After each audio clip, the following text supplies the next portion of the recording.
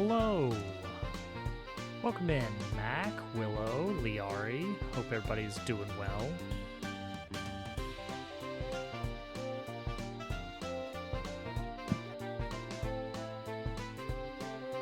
Someone was up to some shenanigans.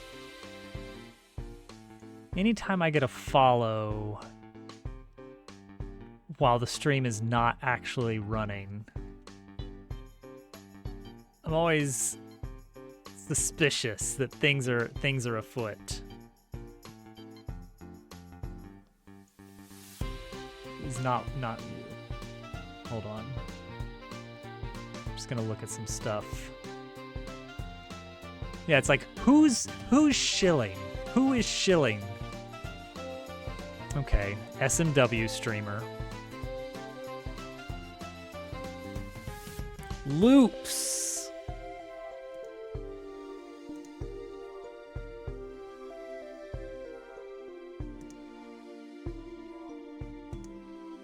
But not during this guy's stream, so maybe in his Discord. I think...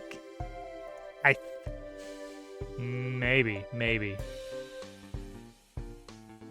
I got a follow from someone who was streaming yesterday, and Loops was very active in their chat. And then, like, 12 hours after their stream, the streamer followed. What is going on? What is going on off-platform? Speaking of off-platform, I got a friend request on Discord today. I was making new friends with Felicia.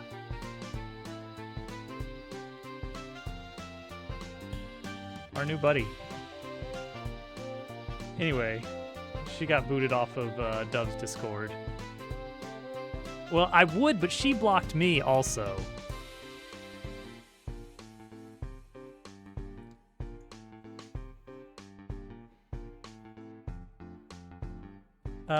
Yeah, so there you go. So it was a mutual blocking. All right. I don't even know if I need to continue this right now. It's like the little Star Fox joke gag would be fun, but I don't know if that's something we should get to now. Let's pull up the diagram for Chapter 2. Okay. So, this is all up in the air. Everything on the right side is very up in the air. This, there we go. All this stuff over here, uncertain. No idea what it's actually gonna look like. The expectation is that we're probably looking at about 20 rooms, 20 scenes in Chapter 2. Some of those you'll have to double back to, but in alternate ways and interesting things and something, I don't know. The blue ones are rooms that have been started but are very unfinished, such as this one. The runway. Yeah, it's a runway. Where it's basically just, I have a placeholder scene. Hey, David. So blue areas are ones that I've started but haven't really gotten to any reasonable level. The green rooms are rooms where the geometry is there and it's pretty well, it looks okay. It works all right, but we may be missing things like NPC events, that sort of thing. So that's the color code we got going on here. So 1, 2, 3, 4, 5, 6, 7, 8. So I've got 8 pretty well established on kind of the first draft. Everything over here is the dungeon of Chapter 2, which I've got a handful of ideas, but it's a long ways out. I guess technically I do have a scene for this. It's just very small and more of a test scene, but it has been started. 1, 2, 3, 4, 5, 6, 7, 8, 9, 10, 11, 12, 13, 14, 15, 16, 17, 18. So this, if we go off of this plan, then we're looking at like 25 to do, but I don't know if it'll actually get that big. We'll see. It needs to be pretty sizable, you know? I wonder.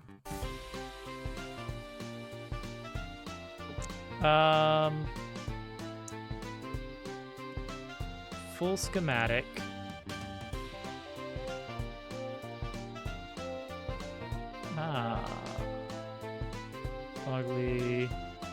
Fogly Tree is chapter 2. That's just the dungeon. So this image that I'm gonna pull on screen is very silly. This is the entirety of Thousand Year Door. Every room in Thousand Year Door. All mapped together. Which is mostly useless. Especially because Pit of 100 Trials is on here, which I think is very silly. That's 100 rooms stacked on top of each other. It's definitely not actually 100 separate scenes in the game code.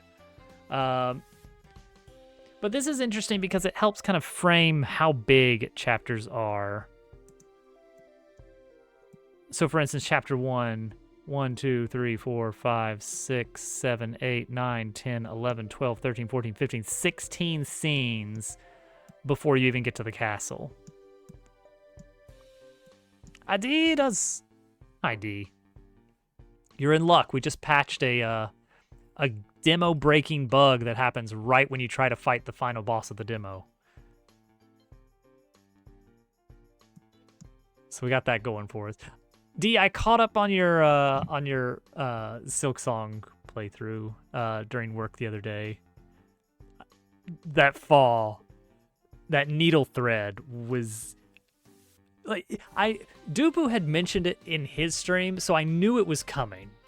But I just wasn't prepared for how perfect it was. Oh man, Abram, thank you for the sub. 11 months. It's almost a year. Almost a year, for real this time. Of course not. He would... Dupu? No. No. Our Dupu? No. No, of course not. He would never. He never does that. That's more of how he plays than how he talks. Sorry. Unnecessary smack talk. No, I thought that was a really good fall. Because I also I fell in the pit, but it was because like I wonder what's down here. It's that pit. Oh, I'm not doing a good job of keeping my bearings. But man, you were way up there. That was a straight Undertale fall right there. 13 rooms. Jeez.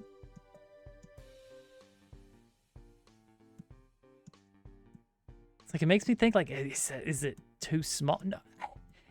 Is our game too small? No, I think we just trimmed the fat a lot more.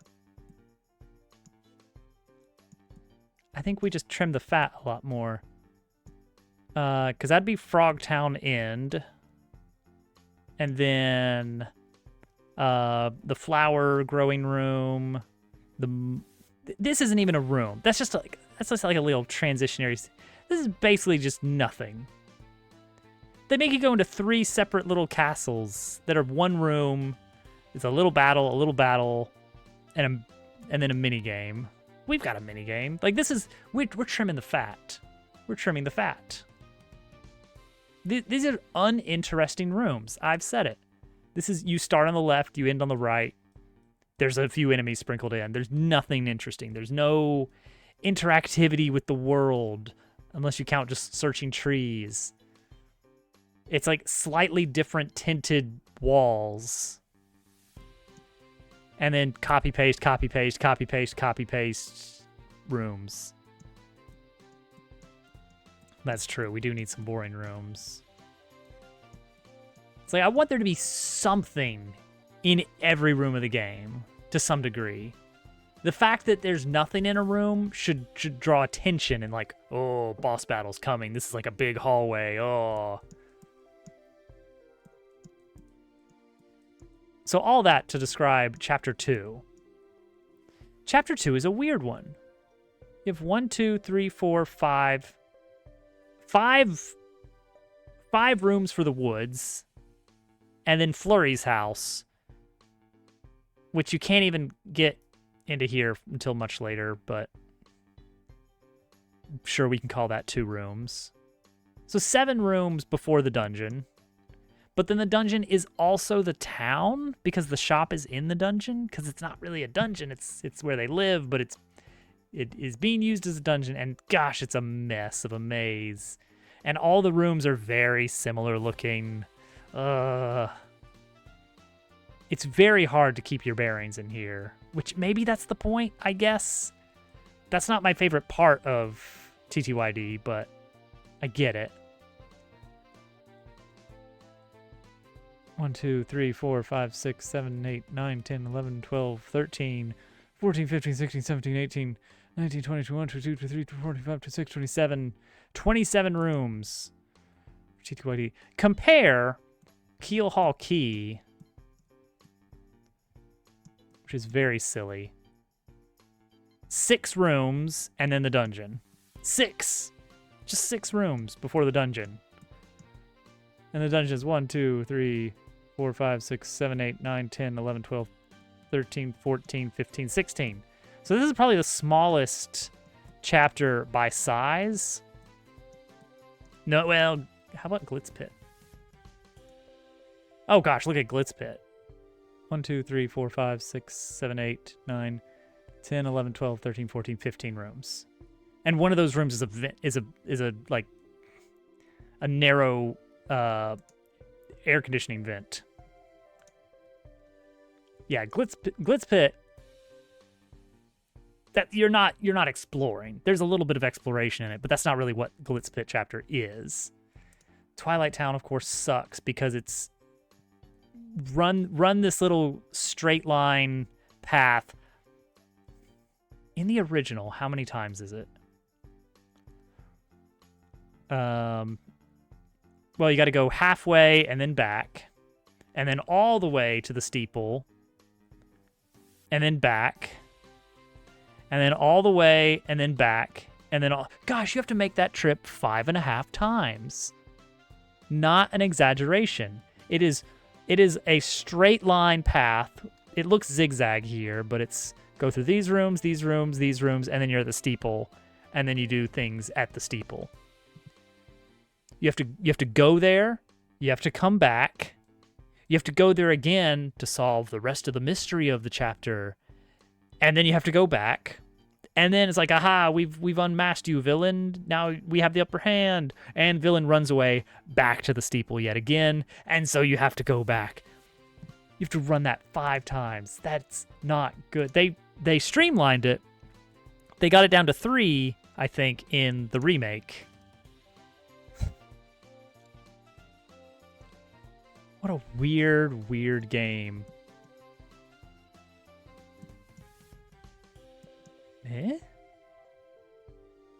Eh? Oh, this is peculiar. This guy doesn't have a screenshot of this room. He's just got a little... Why? That's so strange. He's just got a little blank bubble there for the bottom of the Riverside Station. I don't know why. I don't know why. Okay. All that to say, this is a reasonable sized chapter. We're doing a lot more before the dungeon than I think TTYD normally does. And that's kind of by design. One of the big things I'm seeking to push back against is how much backtracking there is in Thousand Year Door. Bug Fables, I feel like, had much better map design. Paper Mario 64 had pretty good exploration. But TTYD, it's very, very linear, and they make up for it by basically making you go back and forth a lot more. To pad, it feels like. It feels like they're doing specifically to hit some arbitrary threshold of gameplay time.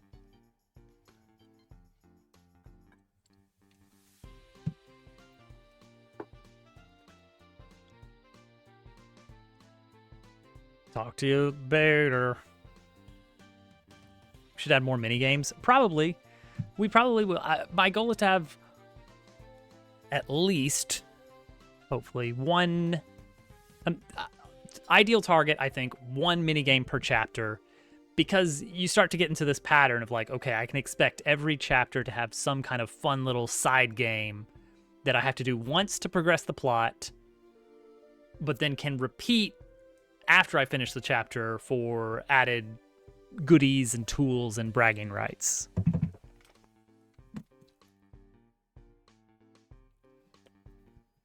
Okay.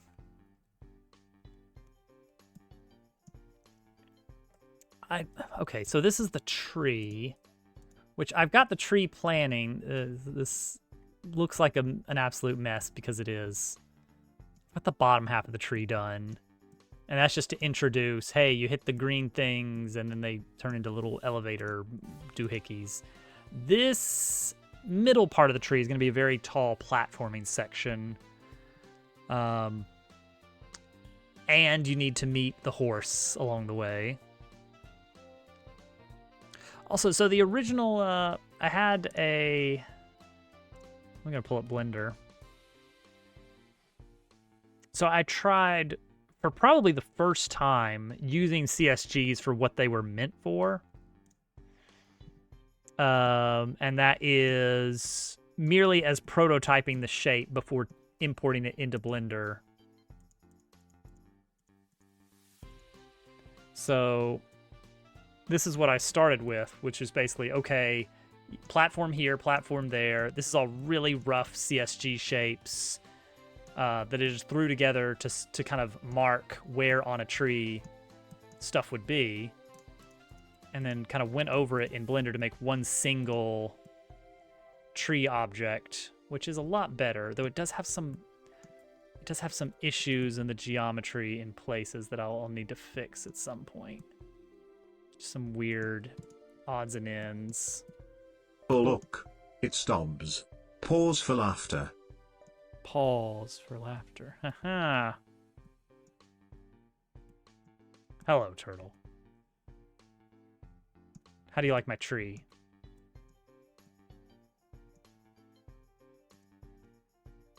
It's who is Dupu and a goose doing paw things. Okay, where do we go from here? So there's the middling bit. It's a solid looking tree. It is. Let's see here. Where do we have that?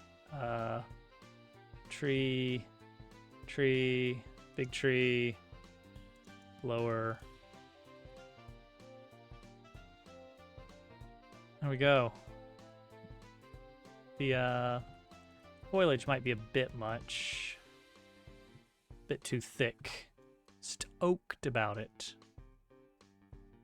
The Paw Master. Okay, so I have a dumb idea.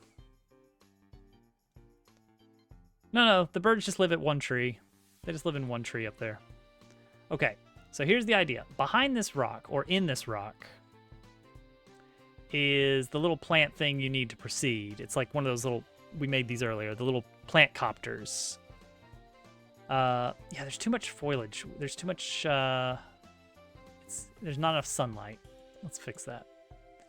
So I'm gonna have a dumb joke.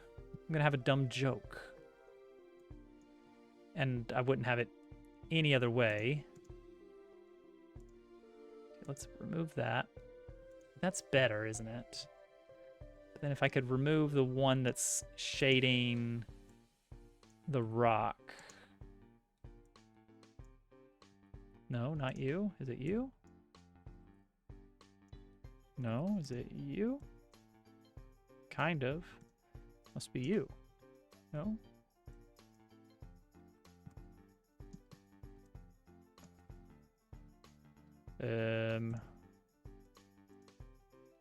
Oh.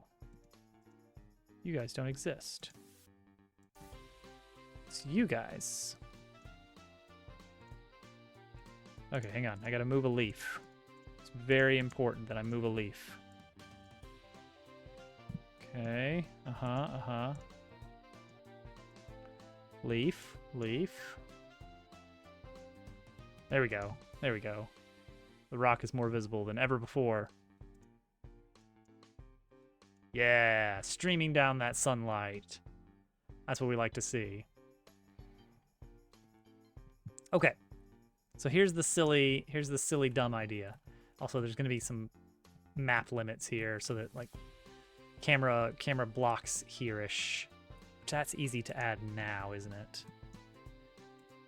All right, delete these. So the way that the camera is working here is there's two pieces. There's two pieces to it. And it is extremely impressive and complex. We have these things that I've created called camera zones. The whole person. Holes Ditas. Holes Ditas.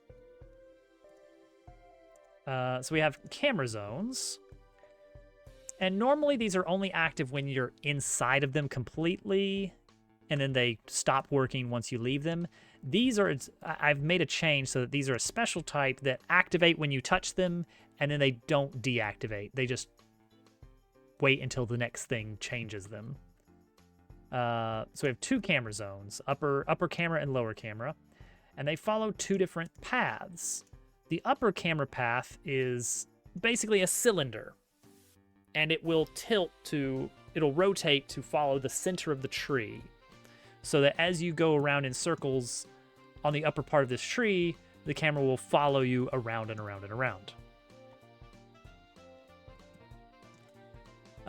Meanwhile, the lower path, once you hit the floor, you will instead be on the lower path, which will just follow this path effectively. And that's it. It's just that simple. It's just that simple. So we're going to move this so that it stops significantly earlier. And this also. Let's see how that looks. Yeah. See? So now, once you get to this point and the camera stops, you'll realize, oh, if I keep going, I'm going to leave this area. That's important. And then over here. Over here, does it do it? Uh-oh, it doesn't. It goes a little too far still. I want it to stop, like, right a little past the rock. Here at the rock. Right around there, maybe. Yeah. That's pretty good. And so it'd be like, oh, no, don't keep going or you'll leave. The youth. Add more lizards. Give the lizards more toes. All right, so here's going to be the dumb thing. Is that, oh, what's going on here? Why does that swing so violently? I think that's just kind of the way that paths work in this. There's the lizards. So, in the map. No, don't. I always do shift middle click because Godot. So you're gonna enter the area, enter the level. Chapter 2 starts over here. You enter and you're like, ooh, magical jungle place, very cool, how exciting. And then you get to a second room, it's gonna be like, oh, there's enemies. Oh, you gotta watch out for the enemies. There's new types of enemies and new treasures to find. Ooh, ah. So there's always something new every room. And then 3, you reach a junction. There's only really one way you can go. You're gonna see a power substation here, which I've already completed. I love substations. I think they're very cool. And I looked at lots of pictures of substations, and it kind of scratched an itch in my brain. But it's locked. There's a big gate holding it shut. It's like, I can't go that way. And you can't get up here because there's a big ledge. But maybe if you went through the substation, you could get on top of that ledge. So you can go through here and around and do a little puzzling and then get out on this side, and then you're on the ledge and you can knock a shortcut down, and that's how you would proceed. So first you have to go through here where you have to do a little fun little event with some trees, and you smack them and it makes another tree grow, and it's fun. And then you go up there and you meet Leon for the first time and you rescue him, but he runs away. But you get the key to the substation. So then you go up here, and then you get to the big tree, but you can't go up the big tree yet. It's a cool big tree, but there doesn't seem to be any way to go up there. Which is a darn shame because it looks like there's some kind of treasures, but maybe we'll see that later. And then you get to the river. We haven't made this one at all. The river also, you can't get across. It's too far to cross. There's some rocks that maybe you could jump across, but they're too far apart. No way, it's impossible. But there's a couple of birds hanging out here.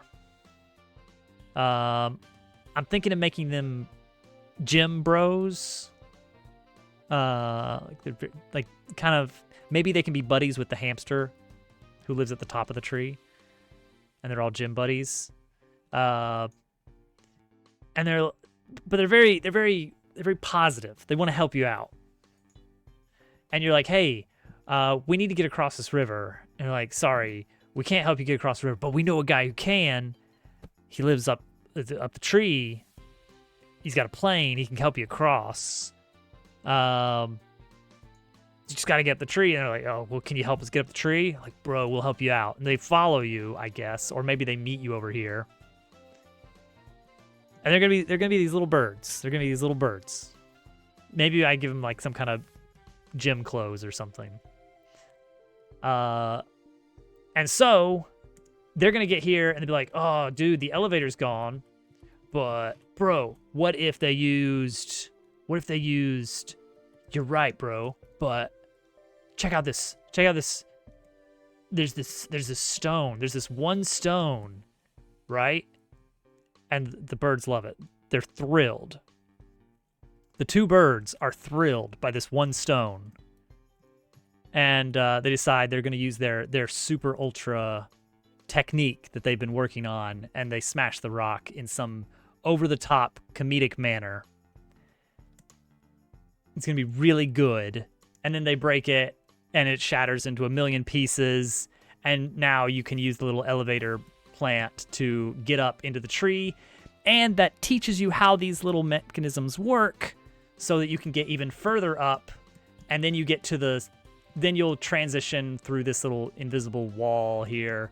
It'll send you to the next level of the tree where it's like a full-on platforming segment where there's enemies to fight and plants to jump on and bounce, and that's how you'll get up to the top of the tree where the bird town is.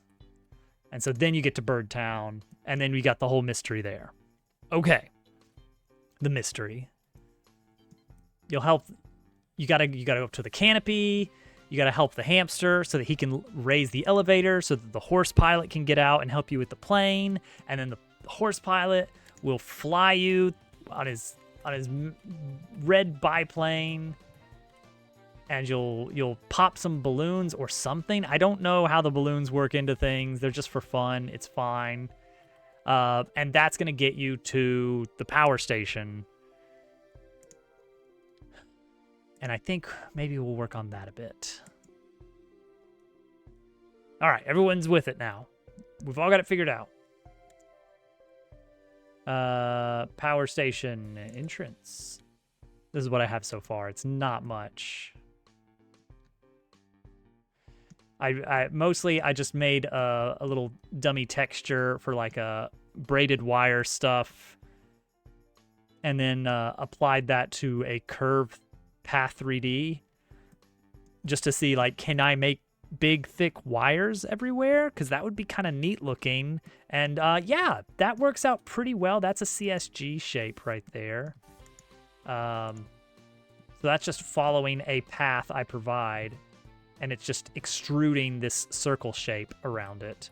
And honestly, that looks pretty good. It's already got a hitbox automatically, so we can do some minor platforming. More than likely, it's just going to be rough terrain. Like, you're not actually going to have to jump off of the cords and cables, but you will have to occasionally jump over them, which is not supposed to be a challenge. It's just geometric interest. More interesting than just putting an interesting texture on a flat surface. Have actual 3D geometry in the world.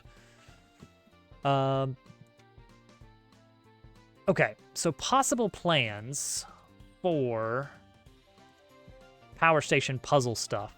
Hey, Casual. So, obviously, we need to use electricity. The idea is you can't immediately get up into the power station because there's no electricity. Thank you for the lizards. Specifically how we get the power running, I'm kind of doubling back and forth on some different ideas there. My original idea is that it's a focused solar array, like basically a bunch of mirrors directed at some kind of boiler, and then that powers the whole system. And that's pretty good. That's okay. And the idea is, like, as everything gets overgrown, it's like, well, now the power can't run. And I was thinking of, like, you have to travel across the canopy to a big mirror and redirect it to the power station so that it kind of has enough power to get you up inside, like power the elevator. But the more I think about it, those arrays, the mirrors would not be up above the canopy. They would be on the ground. So that doesn't super work. Solar panels, however, conceivably could have been, like, lifted up. The original idea was, like, you were going to have to go to multiple places in the canopy and, like, redirect multiple mirrors. And it's like, maybe. That's kind of cool. And it's not out of the question, but it's a lot harder to wrap your brain around that. Like, it's an interesting idea, but it's hard to simplify that without having walls of text that say, okay, so first, let me explain how focused solar power works with a mirror array and parabolic lenses and all of this. And it's like, okay, no one's paying attention anymore. Versus just, there's some old solar panels that are stuck up in the trees. They would still work, but we gotta plug them in. I don't know, the wires are disconnected. So if we can just kind of connect the wires, then we're good. It's like, okay, that's all right. That's good enough. That's good enough. +2. So I think that's probably the explanation we need of why there's still some adventuring to do to proceed further. Oh, perfect. It's about time, I'll tell you. A lot of angry phone calls I've been fielding, wondering where you were. Okay, so that's the idea. Head through the forest. Big tree platforming once you get into the next scene up.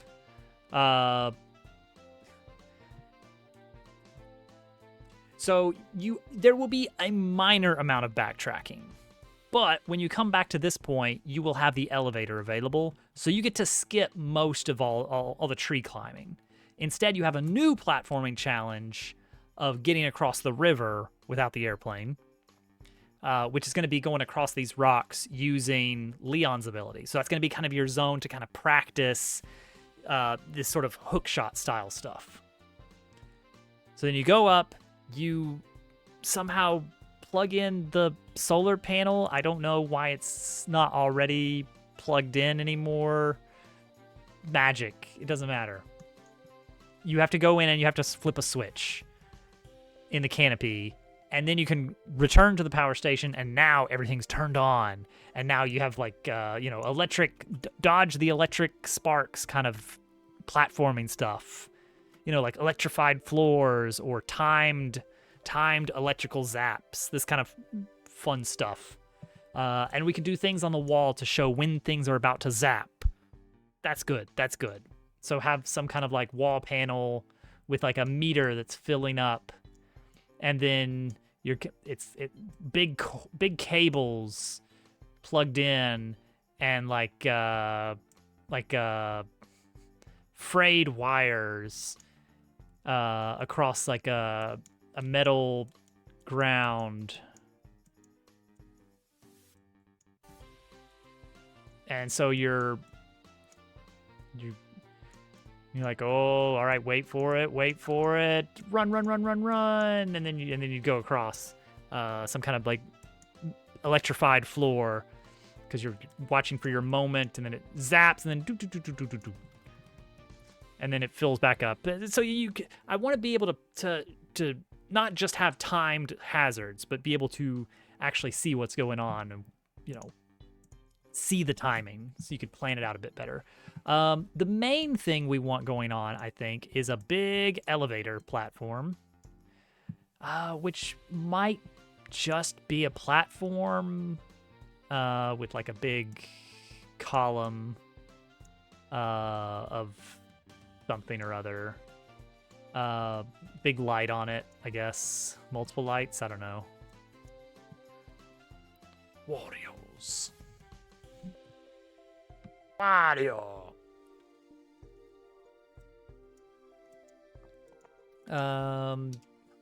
Rails? Do we need rails? Do we want rails? I don't know. Maybe these are actually like timed as well in a way. Like, oh, you know what? I got it. So here's the idea. Big lights on the front of these. And you have to, the whole dungeon is about connecting the power to continue ascending. So you get to a certain part where, hey, I need to jump onto this next elevator. Oh, but this one doesn't have power for some reason. Oh, interesting. And you're like, well, I guess we'll go figure out what's going on there. And that leads you across to a side room. So you have to jump off the elevator at this floor where it stops. And then you have to, let's see, we'll do this. We'll do it like this. So these will be braided wires because that's cool. That's cool and neat. Maybe behind a fence to kind of limit the effects on the geometry, but to still let you visually see, like, that's connected to that. And then you have to go into this next room. So that's a doorway. It's a doorway. Don't worry. So you have to follow the wires into different parts of the facility. And in those areas, you will see like a big machine where the two wires are coming in, and you can visually see like, oh, this one's got power and this one does not. And then there's a big old here showing, oh, the power's not going through. We have to do a little puzzle, and it's Pipe Dream. Why not? Everyone loves Pipe Dream puzzles. Right? Do you guys love Pipe Dream puzzles? So it's one of these like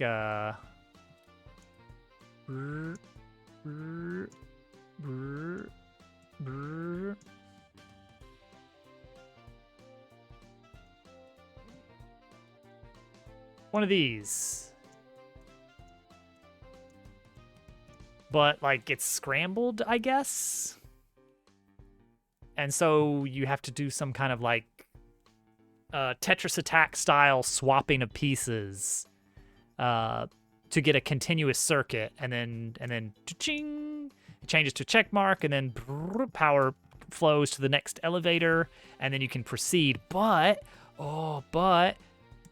there was a room in between that was so easy to get across earlier, but now that you've turned the power on, Oh, now there's hazards on the way back. Ah, you see? We're getting somewhere. We're getting somewhere. I'm seeing the ideas. They're forming. So that's the loop. That's the basic loop. The basic loop is elevator goes up, but you gotta push the power to the next section. So you have to go down a deactivated room where the traps are off. Traps. They're not traps. They're just happen to be hazardous. But there's no hazards. Maybe some enemies to fight. And then you get to a room where you have to solve the little thing. Let's put a floor there. Come on. Put a wall to show that we're at the end. There. That's beautiful. That's it right there. You go back, and then now it's dangerous on the way back, and then you're back to the elevator, and now you can keep going up.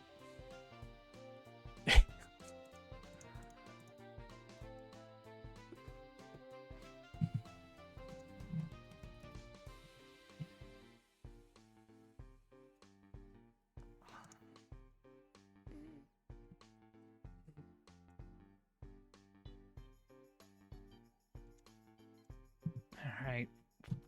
Fine, Dupu. Fine.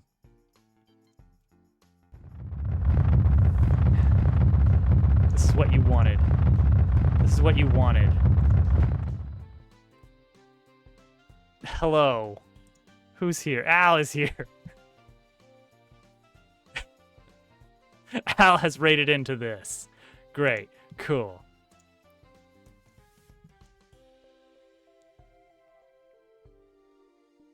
Al, welcome. How are the souls? They're doing okay, right?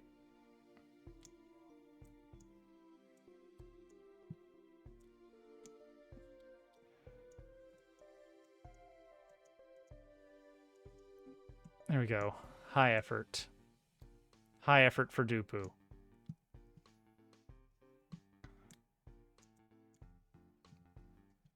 Torment. They don't know. They don't know I'm activating hazards in the previous room. Can't believe you made me do this, Dupu. Is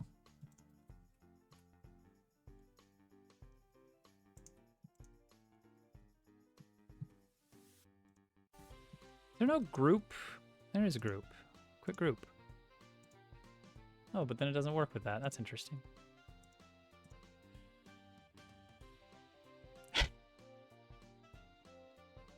Oh, man. Anyway, we like to have fun here. All right, so that's the idea. We're planning out various puzzles for the Chapter 2 dungeon. The main loop being sending power up and up and up through progressive elevator floors, through some kind of main central elevator room.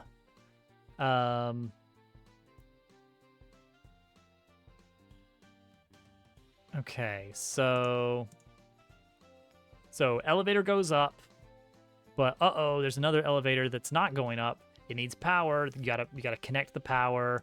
You walk through a room with some enemies. You beat the enemies up. You get to a pipe dream style puzzle, I guess. Now the power's on. Oh, now the room you just passed is hazardous because of electricity. Whoa. Various timing about, oh, it's shocking. Don't step on this when the power's going. Or don't step on this floor at all. We have to make sure there's plenty of opportunities to use Leon's ability for traversal. That's a big thing. And then you get back to the elevator and like, oh, yay, now it's got power and it can go up to the next floor where we repeat. But it would be really cool if we don't just keep repeating the same thing over and over. I've got here on my super amazing planning chart of ideas that maybe we do sometimes like something where you have to go into a room that goes up and back around for some reason. Why would you have to do that? Or up and then over, and then you connect the power up here, something like that. It's higher up. Simple as that.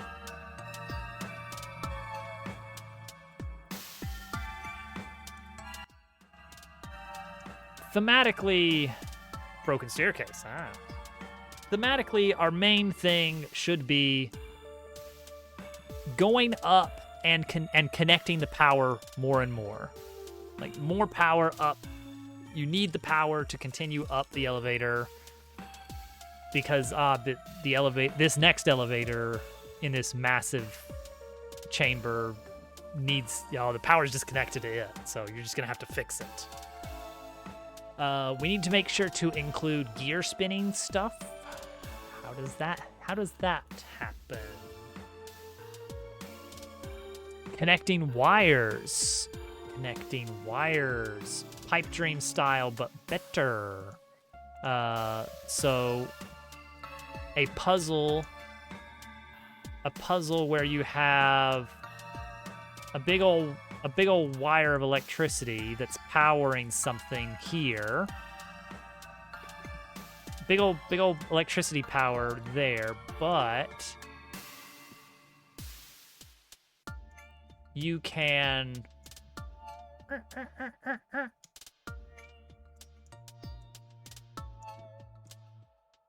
do that, and now, and then the current connects. Hey, Mr. Luau. Yeah, so the current connects, and then that powers a different thing, and something. So it's like, I don't know. Battery. That was one other thing I had in mind. Yeah, you've reminded me. Electrical, like, okay, so a little platform that's got power going into it, and Dabble has to, that's him.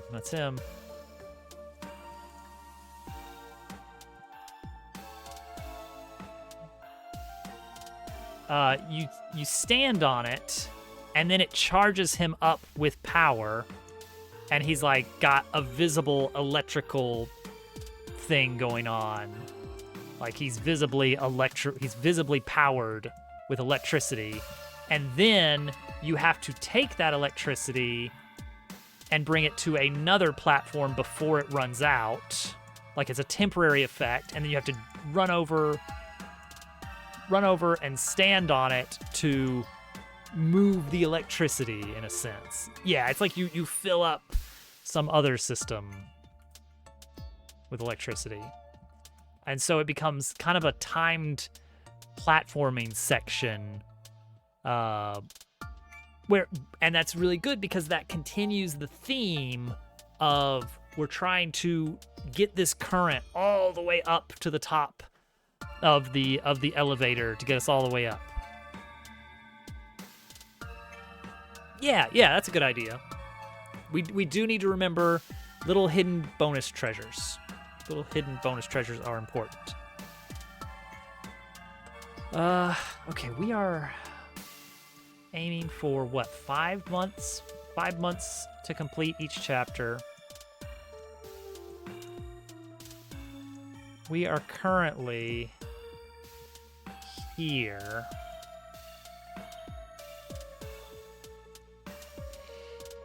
Progress-wise, we have we're estimating 20 rooms. Let's say 25 rooms.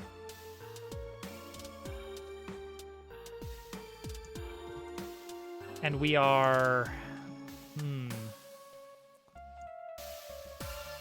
this is just for my own benefit.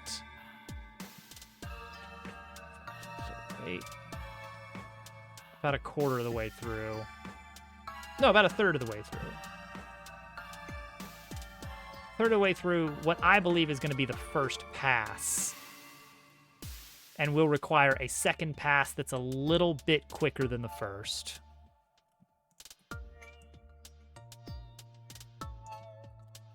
meaning this is probably our total timeline.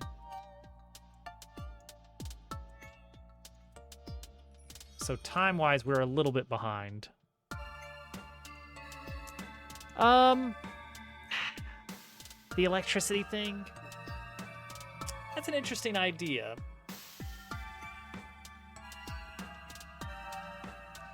Okay, so here's my initial reaction against it is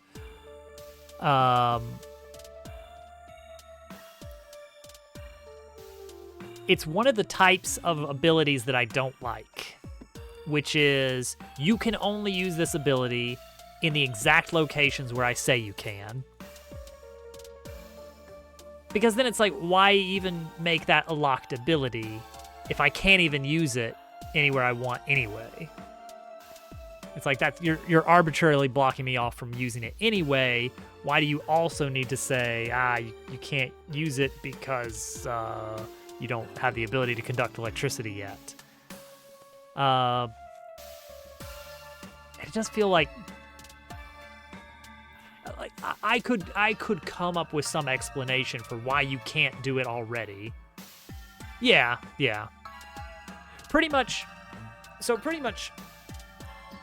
The fun Metroidvania aspect of these kinds of upgrades is, oh, now I can access this other thing I saw. And it's really hard. This specific type of thing of conducting electricity, that would be really... You would really have to suspend some disbelief to get that applied to anywhere in Chapter 1. And the hub is supposed to be, like, inert anyway, electricity-wise. So that's difficult. That is difficult to say, oh yeah, you can totally...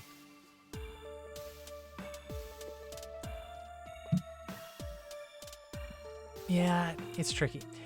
It was a real pet peeve, a huge complaint of mine for Luigi's Mansion 3,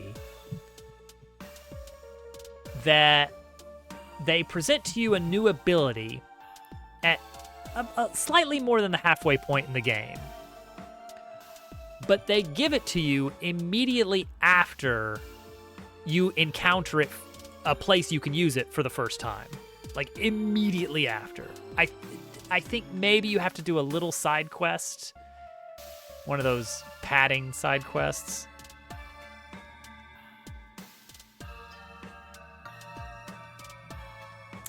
Okay, right. Guigi, no.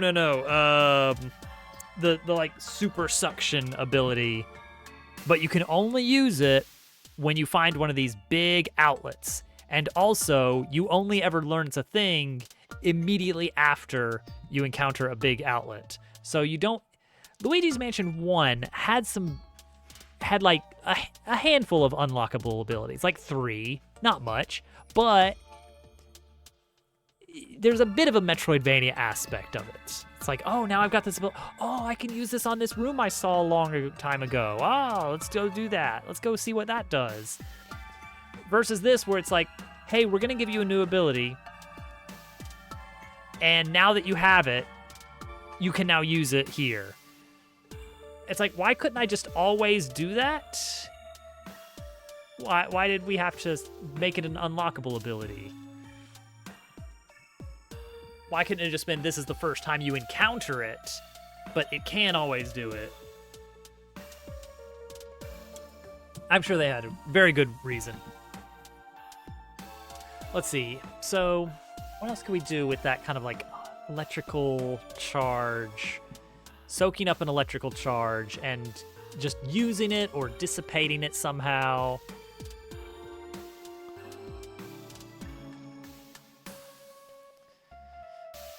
Something doesn't work here. Yeah,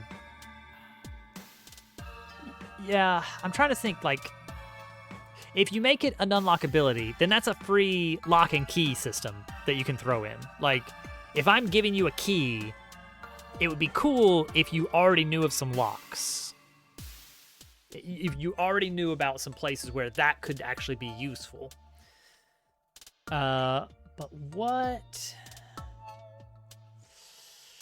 can we do with that? Rotational power. What about rotational power? Like,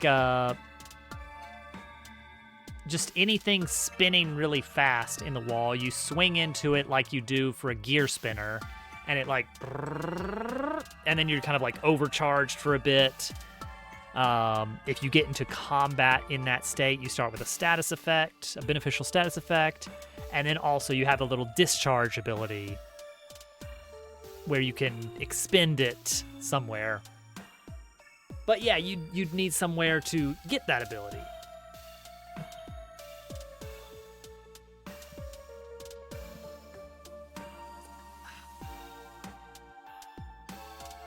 So who gives you that?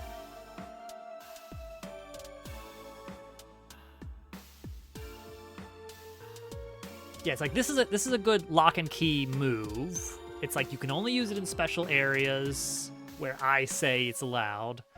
This little charge up move. Sure, that's fine. Like with rotational power, I can come up with some places where something is spinning. It's like, no, there's no electricity. It's just there's something spinning very fast. It's okay, yeah. Upgrade machine.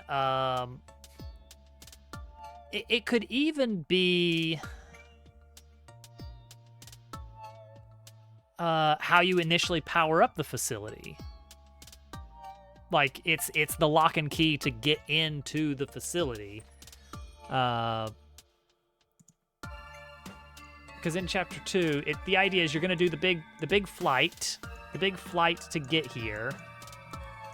And then you're gonna fight the mid-boss, but you can't go up any further because the facility is completely powered down. And so Leon, hiding in the shadows because he's a chameleon and he can just do that, emerges. He's like, "Hey, thank you for saving me again. I've been eavesdropping. Sorry. I want to help you. Because you saved me, so I'm gonna help you. I'm gonna stick by your side. We're buddies now. We're best friends." Cat hates it. It's fun. It's funny. And then Cat's like, "Okay, cool. How do we get up here?" And then Leon's like, your robot friend, he can." If we could charge him up, he could probably discharge some electricity, and then, but you can't do it yet. But I know a guy. Oh, good. More running around. I gotta go up here. See, this area is not necessary. Like I can very quickly remove that bridge from Birdtown. Right now, Birdtown has a left side bridge. That originally the idea is this leads to like a canopy section of platforming. But it could be something else.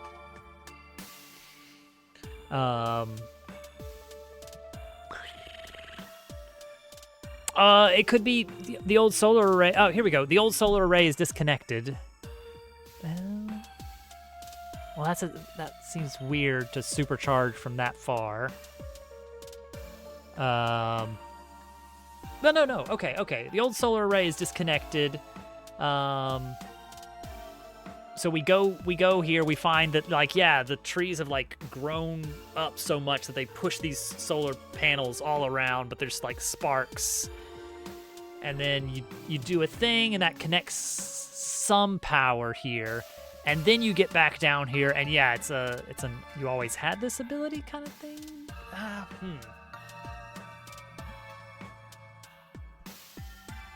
It'd be really nice. It'd be really nice if we could encounter pre-spinning gears elsewhere in the game, but before you have the ability and you try to latch into it, it just like makes you do a flip or something. It's like you can't harness that power yet. Why can you not pull in a Bug Fables where it's like, my companions, I could always do this, but now it's necessary, so now I'm doing it. It would have helped slightly before, but now it's necessary, so I'm revealing that I could always run. I'm revealing that I could always dig. It would really nice for finding all the buried treasures earlier, or just running around faster.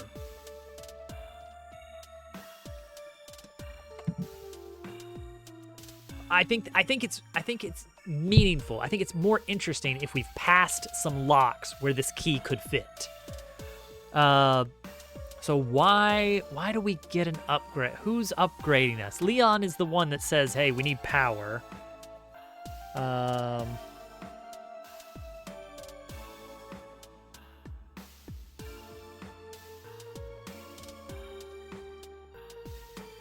Like in its current state, the plane guy, maybe. He knows propellers.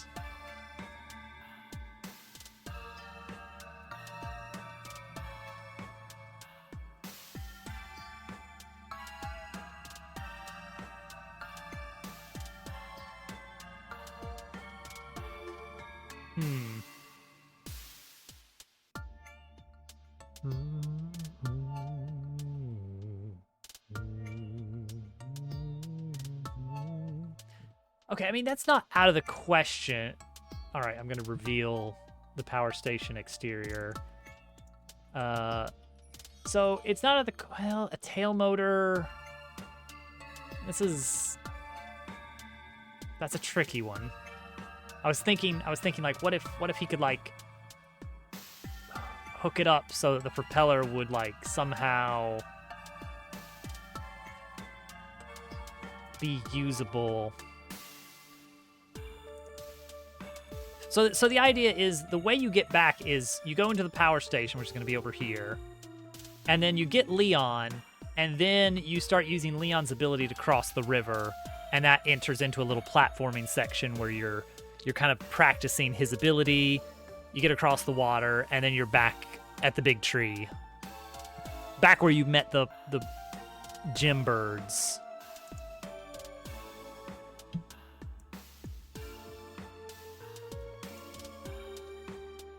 Because now you need to, because now you need to go and like plug in the cord to power the thing. Yeah, but the thing is, I like it. I like the idea of getting a new ability. It's a recurring thing in TTYD of like, oh, you got the super jump boots, you got the ultra jump boots, you got the super hammer, ultra hammer. You can turn into a plane now. You can turn into a boat now. You can turn sideways now. Like I already have at least 2 abilities for Dabble planned that are actual, like, vaguely lock and key kind of stuff of like, now you've got basically the move that is the blue key, and all those places that you saw that were blue locks, you now have a platforming ability that lets you interact with those in an interesting way. It's like, oh, cool. I think that's a really great moment in video games when you get that and you're like, oh, yes, I can finally get to that chest that I saw ages ago. Hooray! So the more of those, up to a point, the better, I think. I think 2 across the game is not that much. The partners count as that to a degree.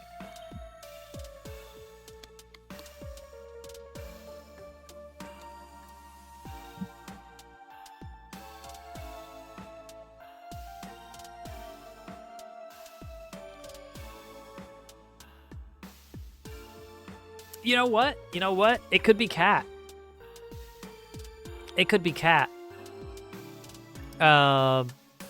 She gives you the gear spin ability in the first place. She gives you a tune-up. So they could have a little... So it could be that, like, yay, we got the power on... Oh, no. There's a problem. The wire's not connected all the way. And it's just like, okay, hang on. I got an idea. And then we get to recycle that animation. And it's like, okay, you can now do this thing.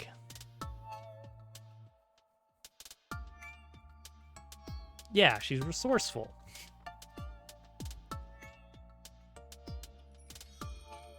So in the original, all right, in our previous idea for this, it was like, okay, you have electricity that's just on a panel, you stand on it and you get charged.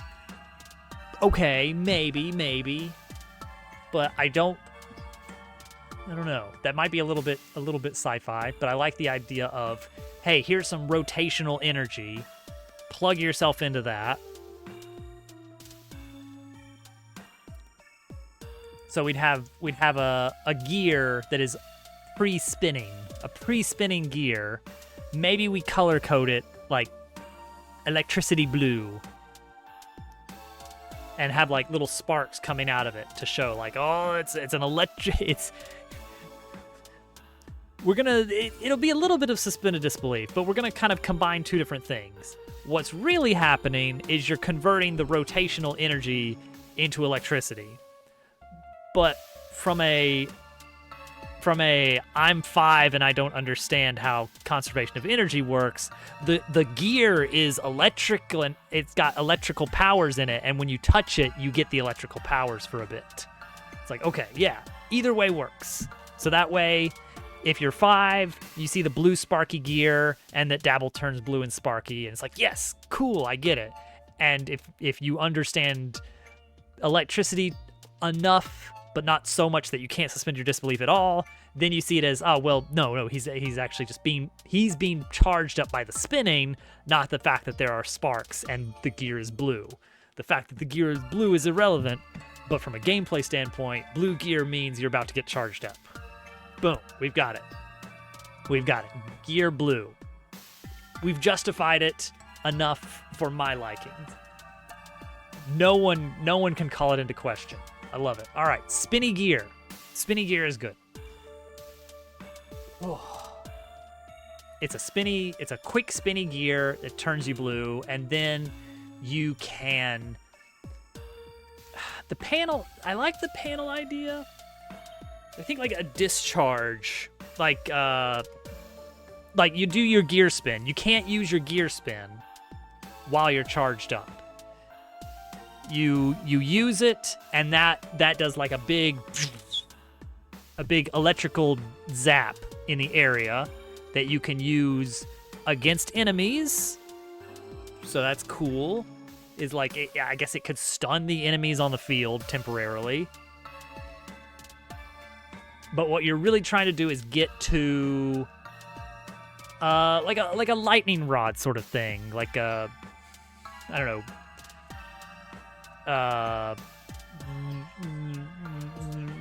some kind of pylon, some kind of dedicated idea of like a electrical receptacle that you zap, and then that it's like, all right, now we've got power. Yeah, okay, it's building. We're building the idea brick by brick here. Power up Dabble in a predefined electric spinny gear, but you can't use it until you have the ability. And we can have them elsewhere in the game before you get this and justify it by, oh, if you plug into it, it spins Dabble and he, like, I don't know, whoa, boom, does a little thing, and then we just like, I guess that's just a silly thing that can happen. Haha, moving on. And that way it's not weird when you run into one. It's like, I don't get what I'm supposed to do with it. Don't worry about it. You're not supposed to do anything. Just keep moving. Keep going. Doesn't matter. And then we can hide things behind it, and it'll be cool. It will be cool. Okay. That's good. That's really good. And that means that, yes, we do want to have something here. Maybe this is 2 rooms long. Maybe 3? We'll see. Bob Man. Bob Man SquarePant. Maybe 3. Okay. We have a main theme of Dungeon 2. We have some mechanisms that we're going to employ. It's all coming together. So it's not going to look like this at all. Instead, it's going to be a spinny blue gear.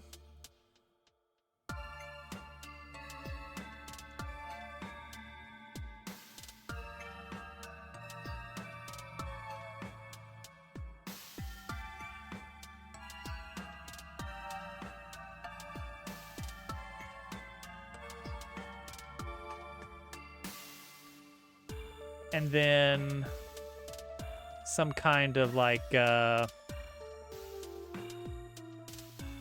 don't know exactly what it'll look like. Maybe something like that. Some kind of electrical receptacle, and then that kind of is a wire to something. All right. So let's remove this. And this one is gone. Okay, so what we need then, we'll save this to our scrap folder, scratch paper folder. Chapter 2, dungeon ideas. All right, we have cool ideas then that we can implement now. So I guess the first thing that we're gonna need is the concept of a super fast spinny gear thing. This room is not prepared. What is the background for the interior here? Clear color? Sure. Light. Light comes from somewhere. Ooh, that's harsh. But it's not really an upper light, is it?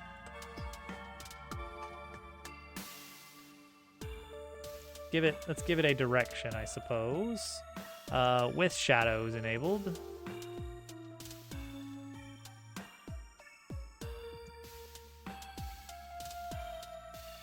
The color in here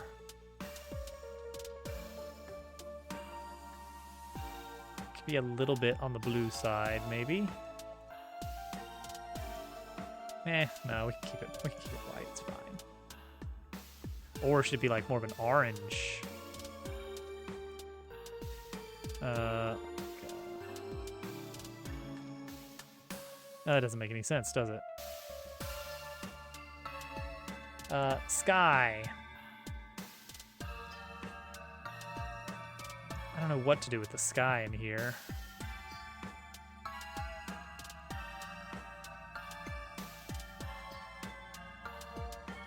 This is fine. This is fine.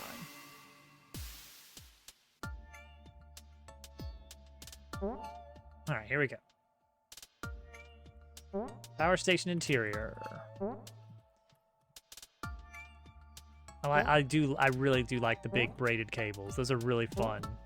They don't do anything, but I think they add something of like, ooh, there's a lot of something there. I don't know what. There's a lot going on. All right, gear spinner. We have our base gear spinner that has multiple types assigned to it. 4 different types, apparently. Standard silver, like thin silver, apparently. Wooden gear, lily flower, and brassy gear that's used like on the door in the City of Dreams. See, the thing is, this one's gonna be very different altogether, isn't it?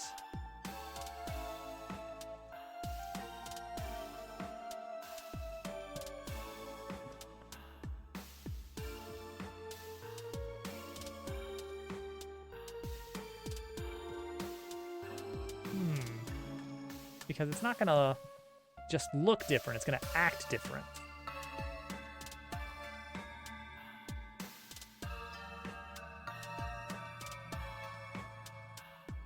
So I guess what I need to do is extend this code and this scene.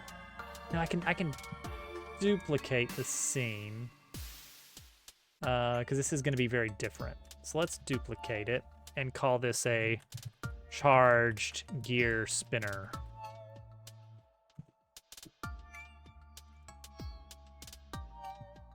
Okay, so a charged gear spinner is going to work very differently. And it's going to look a bit different. We'll use gear type 3, but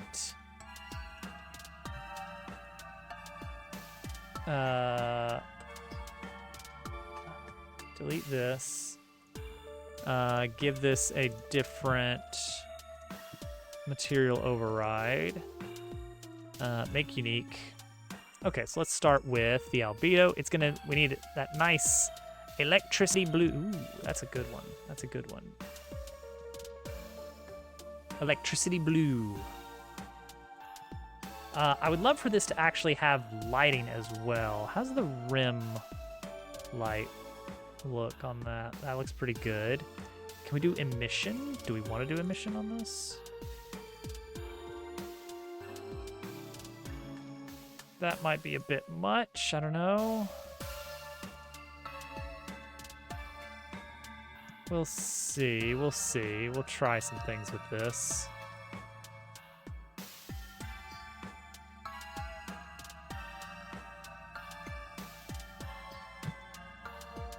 Ooh, yeah, see, that could get intense. We could actually animate the energy. Well, can we on a material? I'm not sure. Less certain on that. So sure, something like that. Oh, I've got sparks. I've got a little spark. What is this? Oh, that's just the spark. I want just this particle though.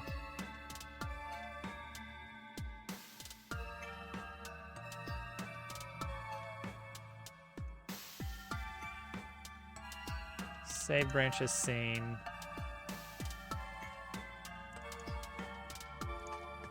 Actually, no, just duplicate it. Just copy it and paste it in here.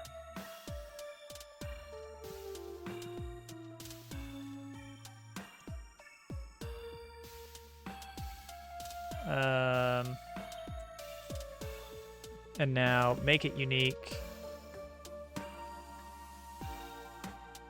Make it unique. Yeah, make this unique again just to be sure. I don't want to mess with anything on this. Spawn point. Position, not a point. Make it in a sphere surface. Is this under some kind of... Yeah, it is, isn't it? Transform, not scaled.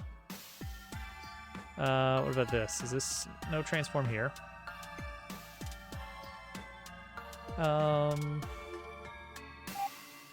Zelda dungeons. Oh, I hope it's Arbiter's Ground.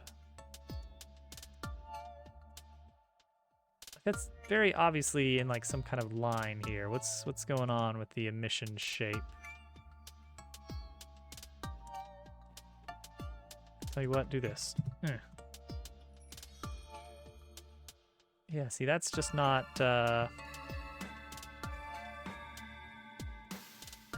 it's just stretched in some way, right? It's gotta be, it is scaled. I knew it. There we go.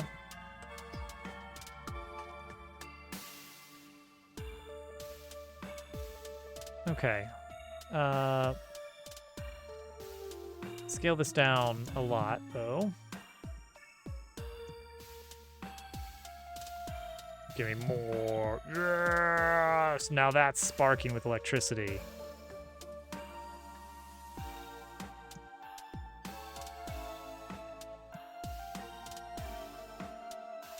Okay, that'll work. That's a lot better, I think. Very electric. It's not super electric. It's a bit like, I don't know. It's definitely not the kind of particle I'd expect for, oh, that's electric. But we can tweak it later if we need to. It's a little bit somewhere between electric and like a collectible item, because I'm using this little 4-pointed star thing. But it hints. Yeah, a little bit more like magic.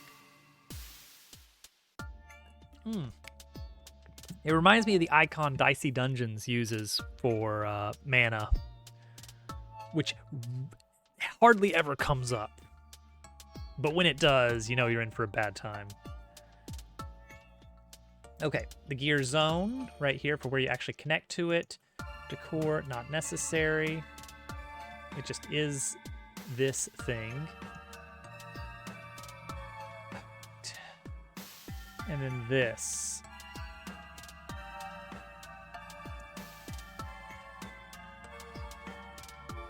This one's gonna be a weird one.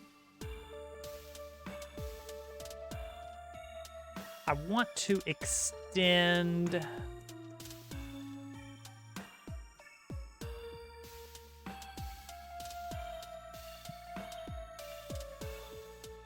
Okay, that's the... Alright, that's the magical script. So we take this and we say new script for charged gear spinner.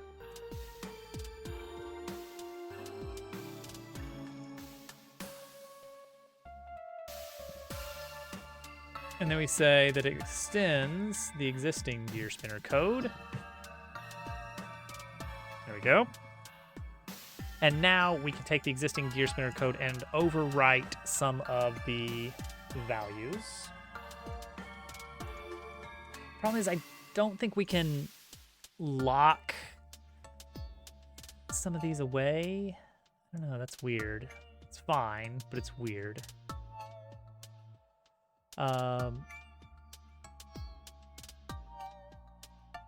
So many of these aren't used. You can't hide a variable. So I don't know, maybe we shouldn't extend it. Maybe we should just basically duplicate the code. Or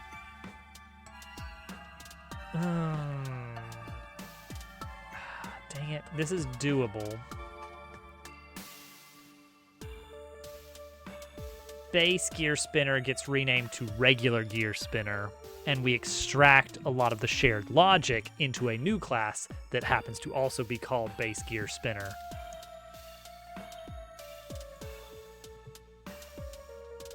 I think that might be what we have to do.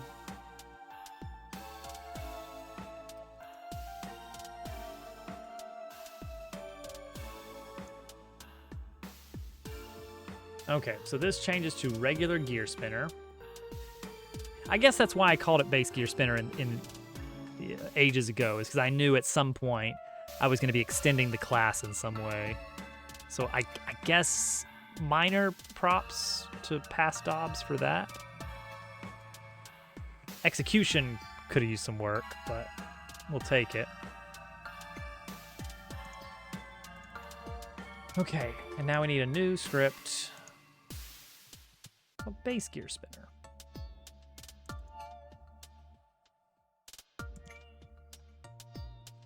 It extends node 3D. And it's gonna do a lot of things. Spinning portion.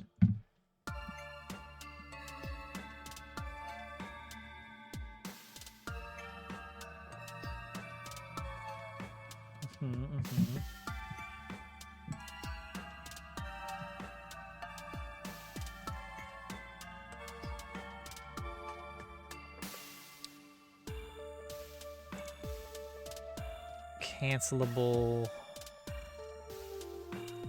So now is the tricky part of finding the places in the code where we actually reference this and deciding how to extract the shared logic.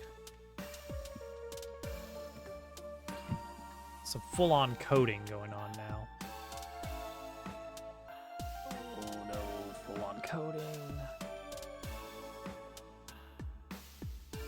if cancelable.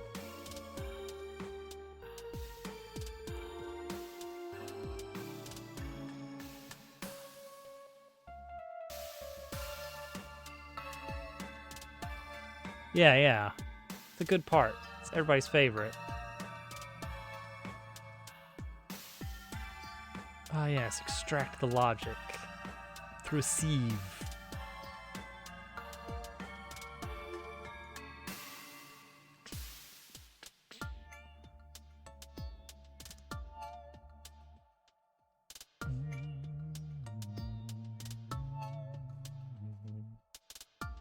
Oh, there's all these functions that are going to be weird.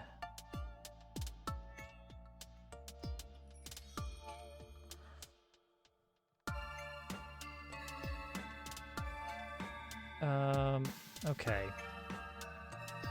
It's like, what do they all want to do? Nothing really. Like, cancelable does come into it, I suppose. I guess this should be .get cancelable default to false. Wait, does that not work? Hang on. No. That does work. I've done get with a default value. How are you saying that that's not how that works?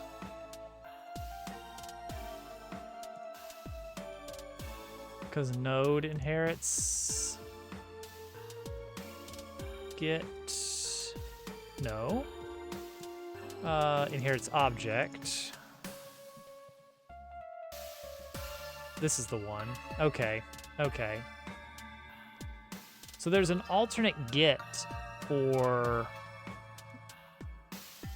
I guess it'd be array?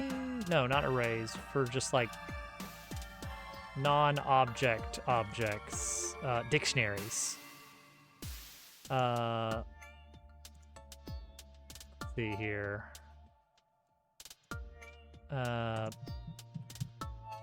Dictionary also has a get. Is that what it is? That's what it is. Okay, dictionary also has a get, but it's different from node's get. That's not quite.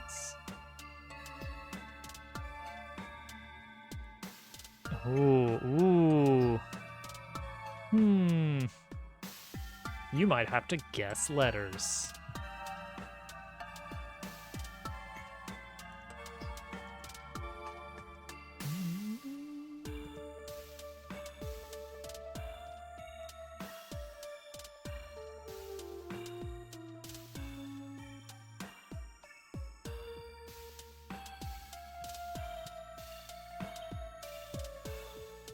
Okay, I think most of it is going to come down to the player manager and how it uses gear spinner.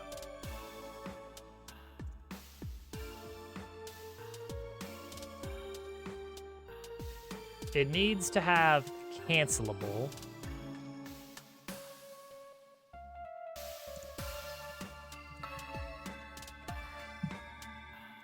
But it doesn't have to be exported. Yeah, there's no way to change. No, because it already extends it, so that variable would already exist. So I couldn't define it in the base class and then in the extended one say, but this time expose it as an export. You just couldn't do that.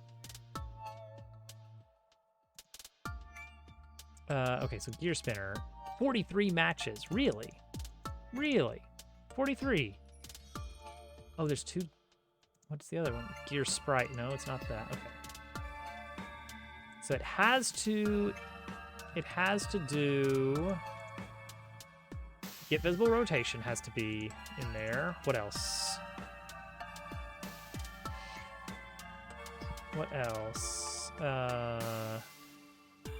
Cancelable is handled. So we're modifying some of the logic that I have. One of the main things that the player can do, he's a little robot with a gear on his back, is he can latch his gear into things and spin it. which can spin things in the world in different ways. We're starting to extend that logic a bit into alternate things that you can stick your gears into that are going to operate differently. But to do that, I have to... Let's discuss that briefly here. What does that look like? So we've got our code, which is, this. And what I'm now wanting to do is say, yes, the regular gear spinner does this, but this new thing is going to do a very similar set of things. And so a lot of what we're going to be doing is finding, hey, where does the code match between what we want both things to do, and where is it different? Once we figure that out, what we're going to do is we're going to build out what's basically a base class that says both things always do this, but so these we can share this code and no longer deal with it here because they both do it. But these things that they do differently, we do have to write those as separate bits of code. And that's going to make both classes significantly smaller, and all the shared stuff will be in one class. So that's what we're looking for, is seeing what things can we extract from the old single code that will be shared between the two new individual pieces. We need to define a function called onInputSpin, even though it's not going to be usable for one of them. It still needs to define the function. Side type. Actually, side type does need to be in both. You got to define whether you hit it from the left, the right, or either. What else?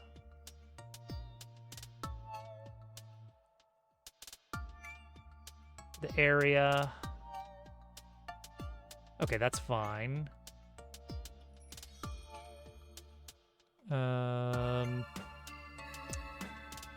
Gear spinner. It's the 3D. Huh. Okay, I think that's fine, because the area is this. On a regular gear spinner, yeah, it's still right there. Good, we're fine. That one's all right. Side type is good. That's not... Okay, player manager. Yeah, that we do need to pull out. This code about the player manager. Pull that one out. Anything else? Oops. Gear spinner. On attach and on detach. Both need to be defined. Overrated. You know what? I like this idea. This would save me a lot of time for a short amount of time. This is kind of like the boring stuff. This is the cleanup. It's like we're not gonna see. This always bugs me, both in game dev and like actual professional dev work stuff, in that this is the kind of work that if everything goes according to plan, when we get done, nothing should be different. Everything should work exactly the same as it did before we started. And that's really hard to sell clients on. It's like, okay, we need to do some work, and the end result is that nothing should change in an ideal world. Camera target. Yeah, I think camera target is good. Camera target's the variable we use to define the node that the camera is going to look at while you are attached to the gear spinner. And this is handy for stuff of like, if the thing that is being affected by the spinning is like a little bit off camera, I need to focus the camera at a wider angle or something like that. And that's it. That's the only other things that Gear Spinner looks at. So we're gonna say that this now extends base Gear Spinner. And we're gonna extract Player Manager. That's done. We're gonna extract Camera Target.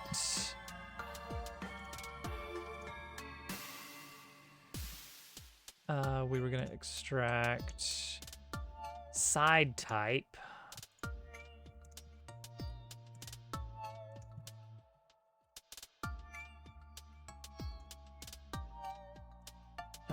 On attach and on detach need to exist. GDScript doesn't support abstract, does it? I don't think it does. Or if it does, it's in a hacky way. Like, we could definitely hack something in and like, if you are calling this function, crash the game because you obviously were not supposed to ever call this base function kind of stuff. So, that could work. Let's see here. On input spin. Yeah, so this is a function that should not be called.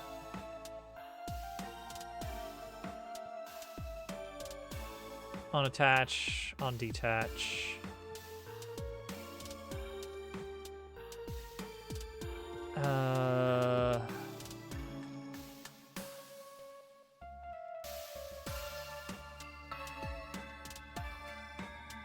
Yeah, we're just gonna let it. We're not gonna try and clear this. Freeze on detect. Yeah, no, that can live in the other thing. We're not gonna try and figure everything out that's going to need to be changed, but a lot of it, yes. Get visible rotation.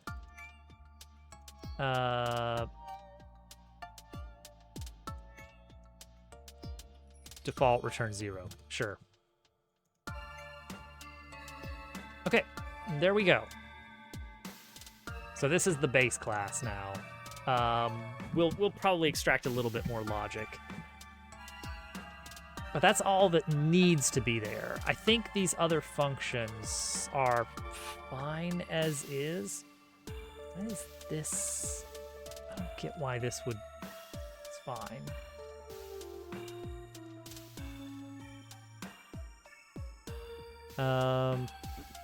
Okay. Regular one will work. Now charged Gear Spinner can slap on these. The bow. Cancelable is still... Oh yeah, right. We're keeping those separate.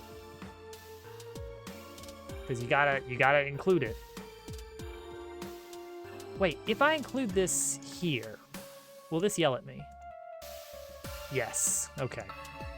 Well, then never mind. You can't override. Unless, is there an override in GDScript? Override variable. Cannot redeclare, according to the Godot forum. Okay, that's fine. I'm not super torn up over that.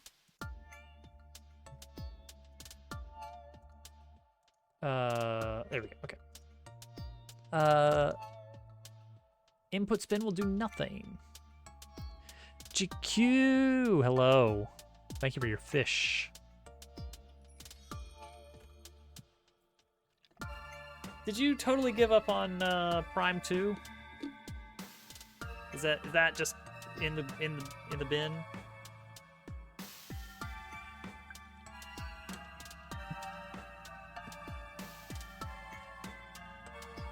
I wouldn't blame you or anything. I'm not gonna hold it against you.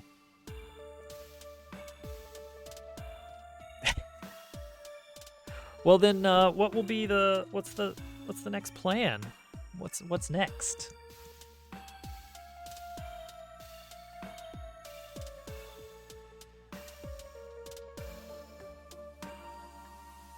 Okay, charge gear spinner. Yeah, it's got its own little code.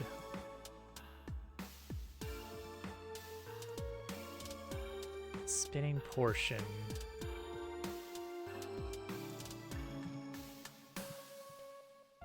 There it is. Okay, yeah.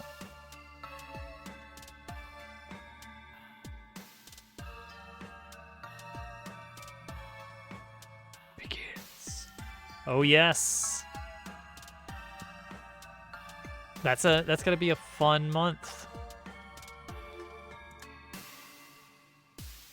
What's the hourly schedule look like? What's the time slot? That'll be something. I'm kind of interested.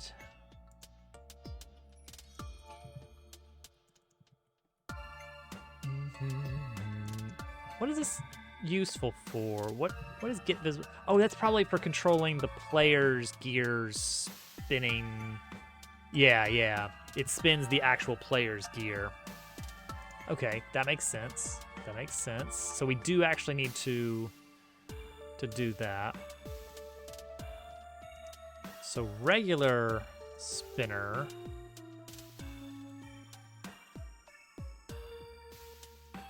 Process. Yeah. If we're not connected, you can revert to a previous position. If you are connected, don't just get rid of the between. Increase your progress of the spin. Yeah, we can use that. We can do progress and rotation speed.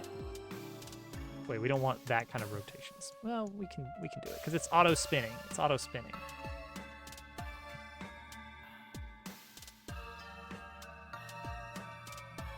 So we'll do something like that. In the process functionality, we will do. Oh, I see. Interesting.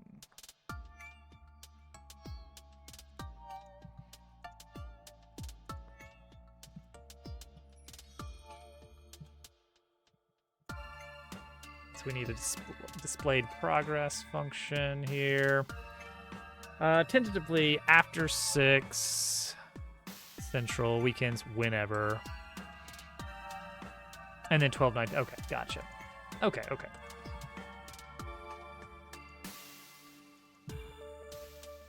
I'm excited.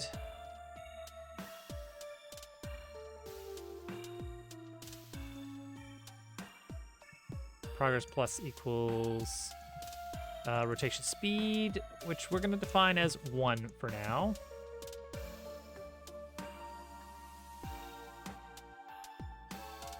That's probably not a great idea, is it? What's this times 60 for? That seems like a bad idea. Well, we'll see what happens. How about that? Displayed progress, gets clamped and lerped and all this other stuff. There's not going to be an animation player. Here we go. Get visible rotate. This one is important.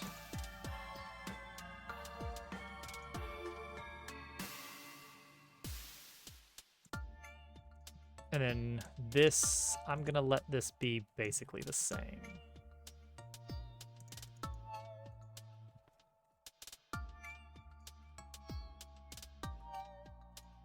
I wonder if that has anything to do with it.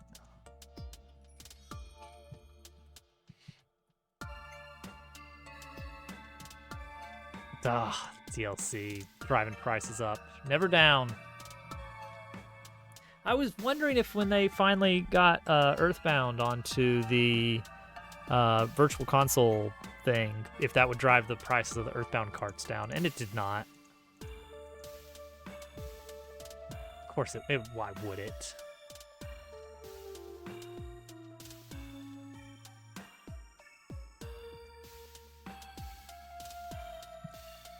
All right, so now let's go into here and smack one of these in.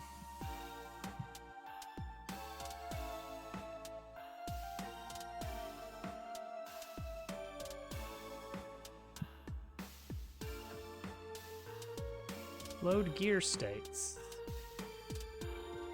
Oh, we need initial progress. Okay, so initial progress has to exist, apparently.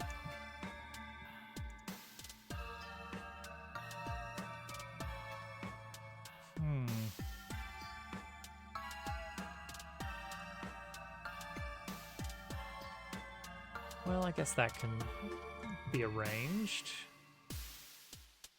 Oh, and that's one of these. Okay, so we can just slap that in, similar to cancelable, as just it's a thing you have to have. That's why we're testing it. Hey, there it is. It exists. It doesn't have a hitbox, and it failed on usable. Usable, huh? What is usable used in? Where do we ever set that to anything different? It's exportable. Maybe there's something that sets it, but usable is just always true. Set it to true. We're going triple platinum. Yay, and he can't spin it on its own, which is good. And he can't cancel out of it either. It's going to be an automated animation.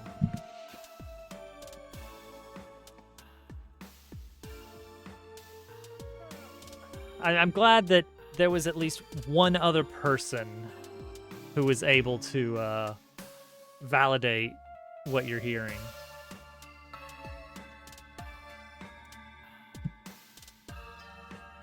Just one. Just one.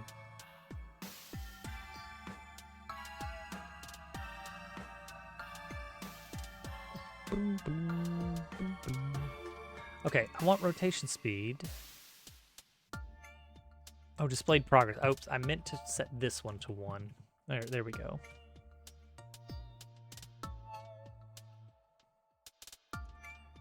There we go. Yay, and it spins your gear too. Okay, I think the idea is that it will speed up once you attach, and then it'll play a little sound effect, a little charging sound effect. And then if you don't have the ability yet, you'll do like a weird silly backflip, and it'll be funny, and then you'll land flat on your face, and then you'll hop back up and game proceeds.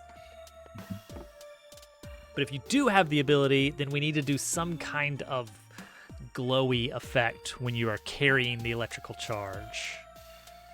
We do have a tint variable that I can set on the sprite for the player. Okay. Let's see. I'm thinking.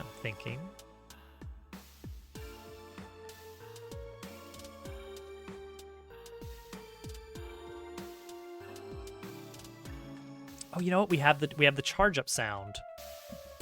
We have the charge up sound that we can use. The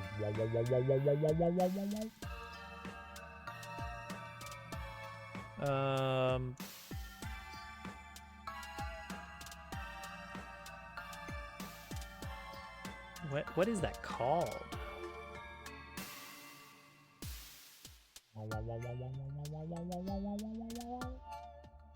Going critical.mp3.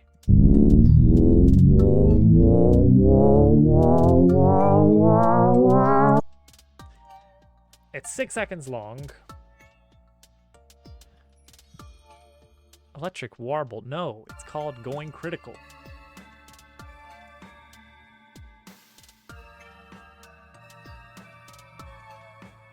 There we go. Let's give it a higher pitch scale.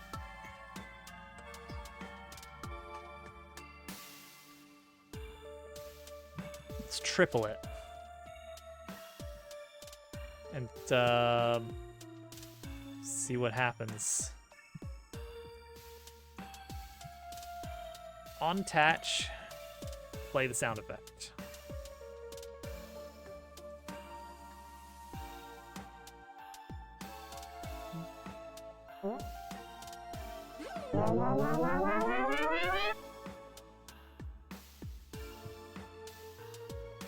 Seems fine. It's a little silly.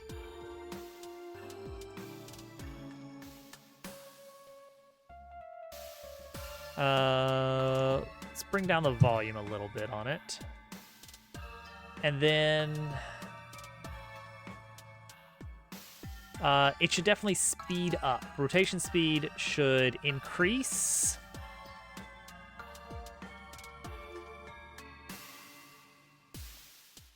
So on attach, we're gonna tween. We're gonna do a little tweening.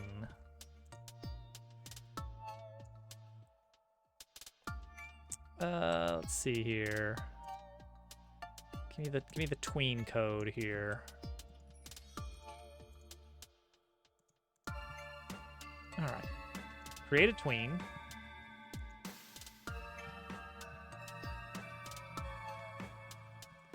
Of rotation speed. And over the course of 3 seconds, increase the rotation speed to 5. Let's see what happens there. Silly is mandatory. Yeah, look at that. That's pretty good.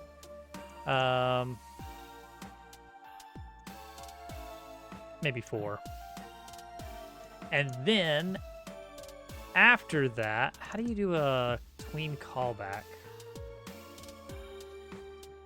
Tween dot callback. Tween callback. There we go. And then you give it the callable.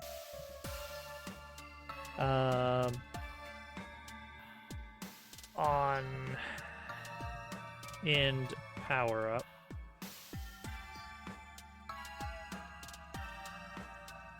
Do we just bind that? Is that good enough? Detach. How do we detach? Release gear spinner. I want to force the player to release the gear spinner. Do I have a way of doing that? Yes. Call it on the player manager. Do we have the player manager? Do we store player manager? Does this store the player manager? How do we get the player manager?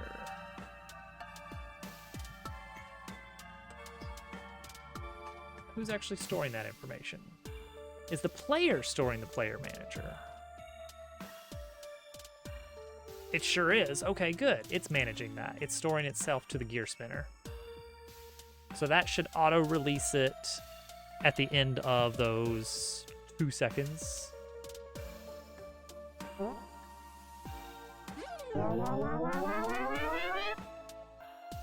Oop, then he pops off. He needs to pop off quicker. That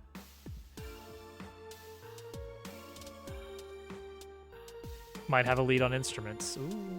Okay, wait a second. Going critical. Pitch scale 3. Doesn't that mean it's playing 3 times? No. It doesn't. 2 is double. Then 4. Well, no. 5 is halves. Okay, well, then I don't know. I thought it would be 3 times as much. This is a 6-second clip. The pipes. Pipes. Sorry, what pipes? What pipes are you talking about? GameCube, what pipes are you talking about? I don't know what pipes you mean. So this took too long. Duration is the final parameter, so make it quicker. Pop them off quicker. GameCube, I don't know what pipes you're meaning. I don't know what pipes you're talking about.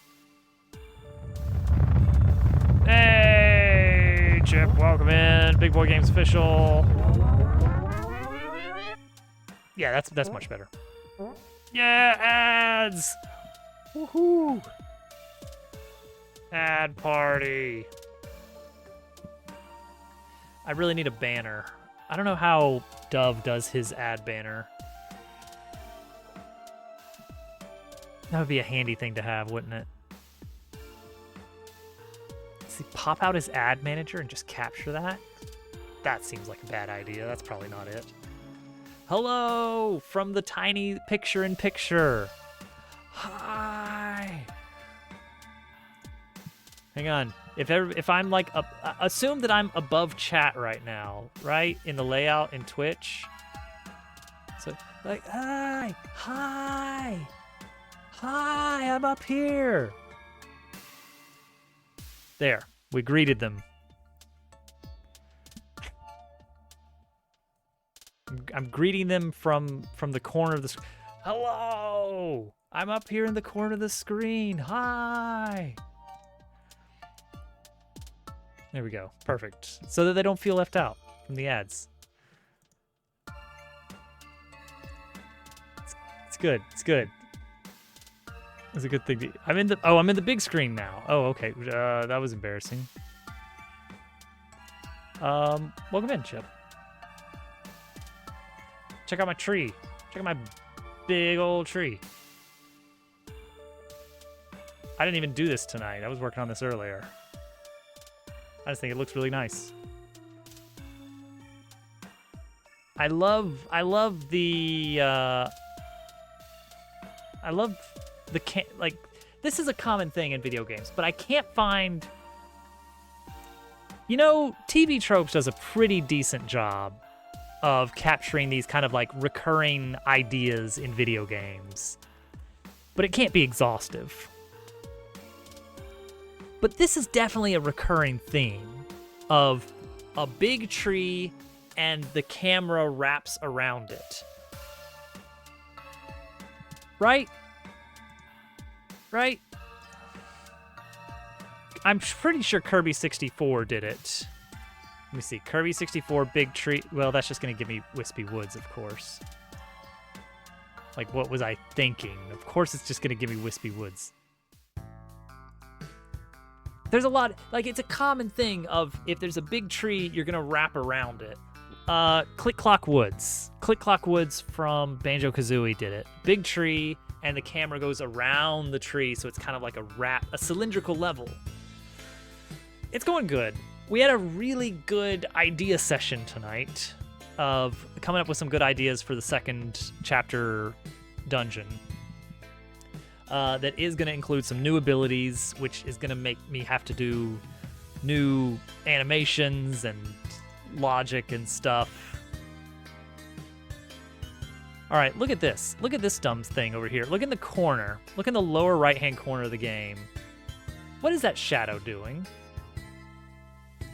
Is that shadow culling, but like well within view of the camera? Because that's what it looks like, and I don't love that. Did it? Non-tree. Well, yeah. That's silly. What is it doing? Why is it doing that? Godot, why would you do that? Why would you do this to me? Why would you do this to me? I need to extend the area for that. This is a little thing that you can hit, and then the plant goes up like a little helicopter, and that's fun. And then you get to the next area.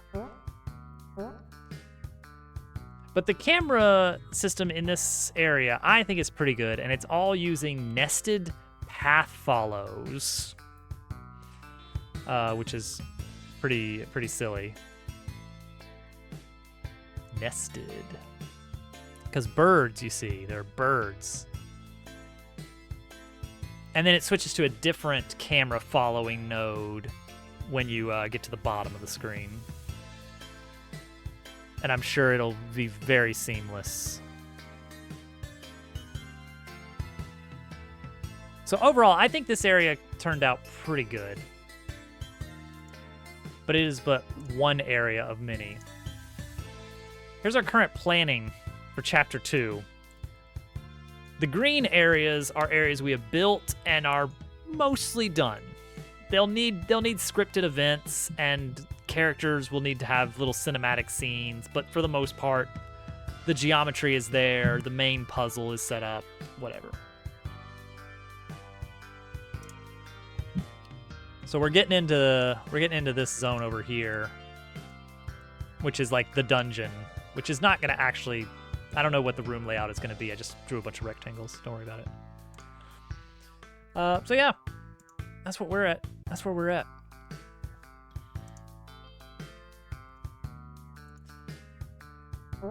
What was tonight's task on your end?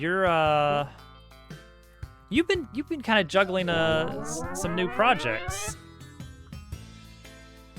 I haven't seen much of what the new stuff is. A little bit here and there. Okay, and this works from the other side, I assume. Yes. Okay. Seen that guy that did Zelda 1's first dungeon, hand drawn and reimagined. I have not. That is such the kind of thing that you would do to hook into the YouTube algorithm, isn't it? Like that's how you launch a devlog channel right there, because that's like, I know Zelda. I vaguely remember the first dungeon. Hand drawn, effort, reimagined. What could that mean? So you're drawn in right away. And also Zelda. Sneaky connected tunnels. Art style. Yeah, that's good. That's good.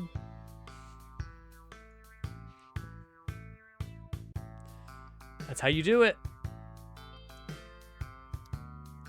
On detach. Here we go. Right here, on detach gets called by release gear spinner, which we're forcing the player to call. This is going to turn the player's normal gear spin animation back on and fix the camera target. And also make sure the player is not currently doing a spin. So, what we're gonna do... So, we've decided that the player is gonna have a new ability. And we want to introduce these auto-spinning electrical gears earlier in the game, but you can't really use them. And if you try, you just kind of like fall flat on your face. Maybe do a little funny spin. Scope, creep, scope, creep. Nice, small. No, this is budgeted scope creep. I've known from the get-go. There's notes that are basically like, and you'll get some kind of move here. Even though I didn't know what it was gonna be, I've left plenty of spaces in the scope of the game where I knew there's gonna be more moves. I don't know what they are. We'll just wait and see what happens. Hope you're doing well, Small. I do need to make sure I'm not overwhelming the player in Chapter 2, but Chapter 2 is where things are going to start to ramp up. Chapter 1, a lot of enemies can be beaten in one move. Like all the regular old pigs, you can knock them out in one attack. Oh, new job. Ugh. Yeah. I don't know. Sometimes it's exciting.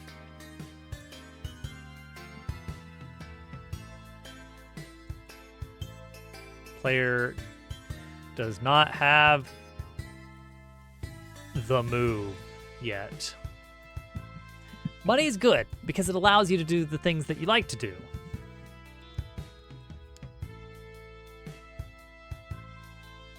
feels really silly that I spend all day at a programming job so that I have the funds necessary to program for fun. Money can be exchanged for goods and services.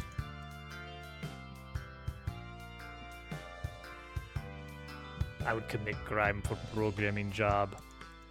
I wish I had an actual programming job, but I have a job where I have to fill out forms on web portals to tell them to fix databases so that I can do my job. It is disheartening. But sometimes they actually have me make a thing, and I'm like, yes. No, the money is not great, but it's good enough.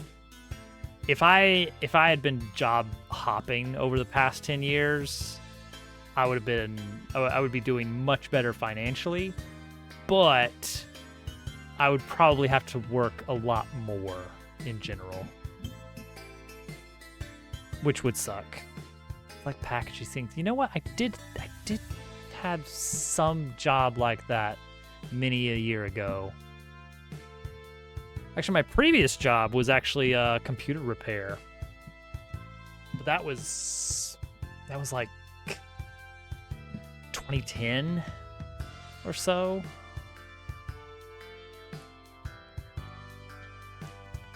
Do we have access to player? Is that part of... No, we just have player manager.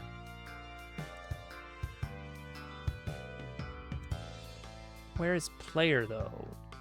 We have animation play. No, we don't. Okay. So we have to use player manager dot player dot animation player. Here we go. Player dot animation player. Ugh.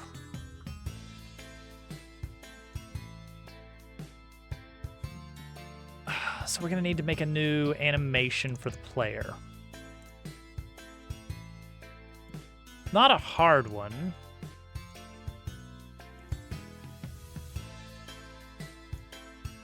It's gonna be kind of like Dead, in that it'll end like this. You know, Family Guy death pose. What's the other one? Down. Down is just sitting there.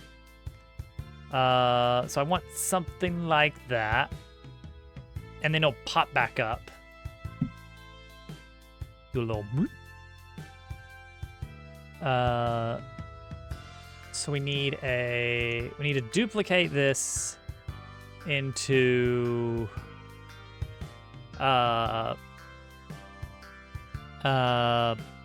faceplant flip. Faceplant flip is what this one's going to be called.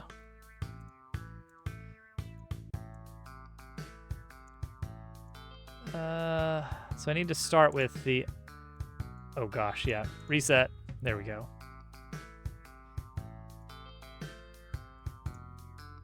Great. Oh, this is going to be rough, isn't it? All right, let's turn these off. I think that's a good start. Body position and rotation. Copy those in here. Good. Wheel position and rotation.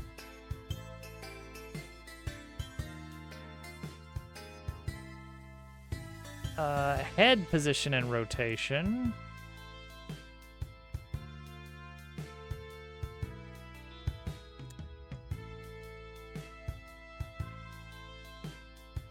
Left arm container and right arm container rotations.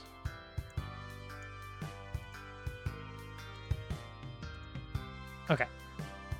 Now you can turn these back on. Now we have our starting point and our ending point.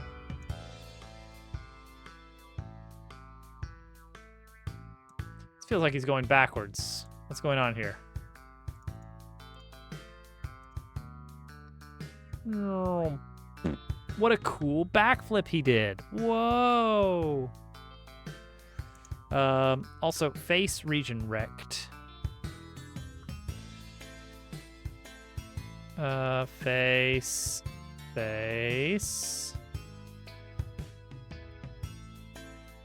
He has a face. There it is. Okay. I assure you he has a face.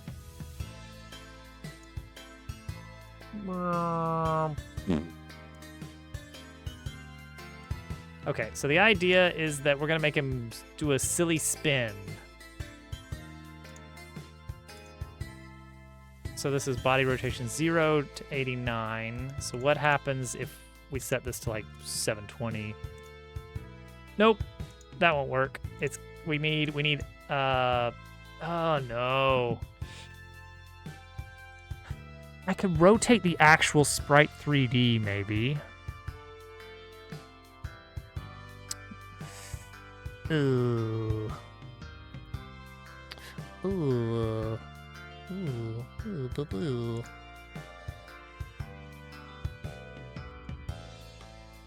There's a Sprite's container in the sub viewport. Maybe that's what we want to do. Sprite's rotation.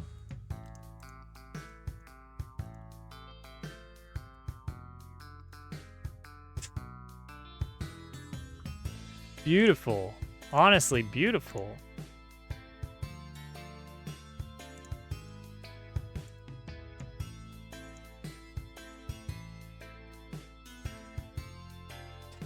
It's really dumb. But like maybe we can work with this. It's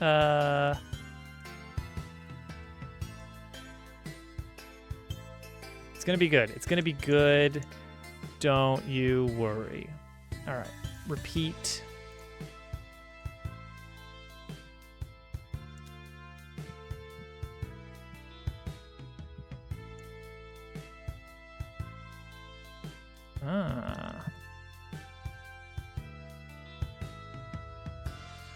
Okay, there's something to this one.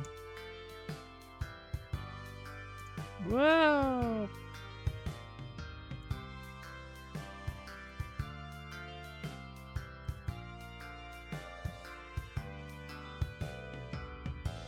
Whoa. Okay, that's very hilarious, but not quite. Better? Whoa.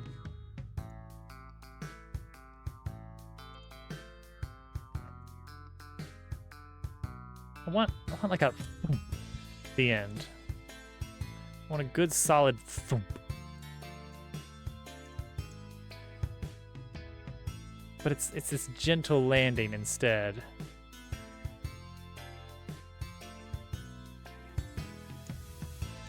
I need to lock that in. There we go. Whoa. Boom.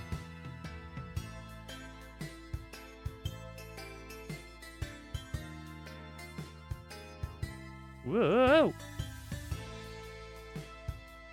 Okay, that's kind of cute. Whoa. Whoa. Especially if I can give it a nice little slide whistle.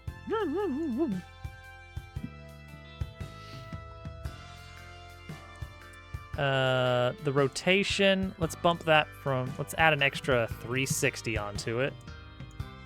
Whoa.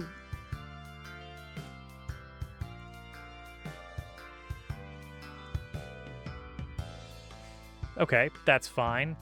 Arm container, add 360 to that to make his arm spin.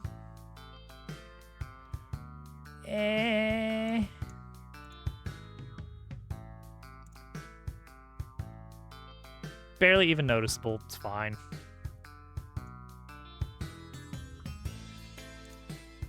Okay, face plant flip. Great. This is what we're doing, apparently. So, the player manager dot player dot animation player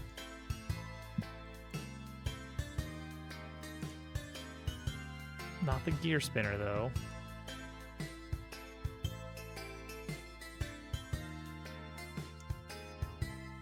Boom, boom, boom, boom, boom. So, player does not have the move yet.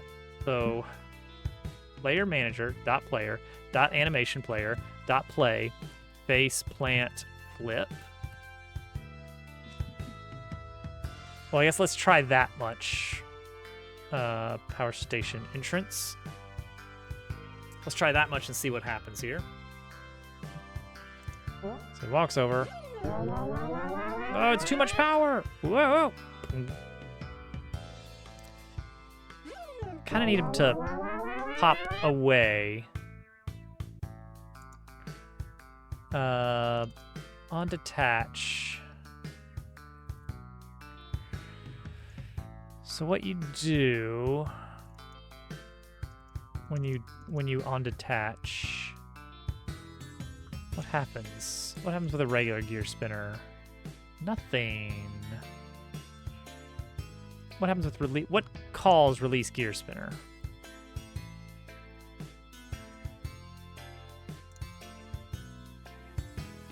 Anything else? No? End spin? Does that do anything here? There we go. Player.velocity.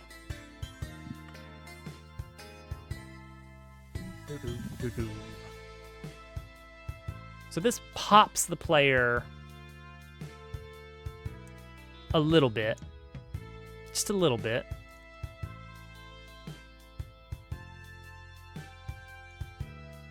SNES game.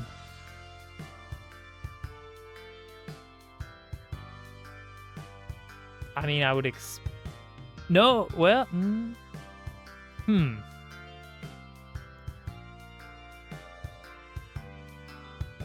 Oh. Well, were you too quick? No, it would have told you, right?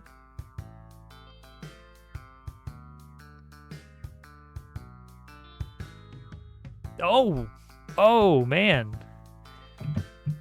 Paperboy would have fit, but well, now now I can't see anything but Paperboy.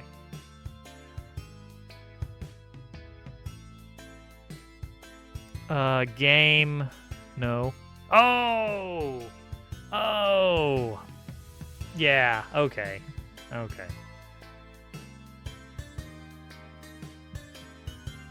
I see it now. All right.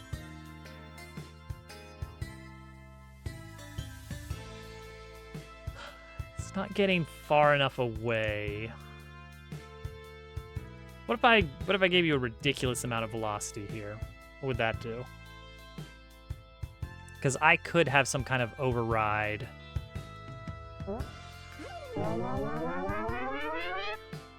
No, that doesn't, because you immediately get hit with the, That's fine. I do need a nice boom.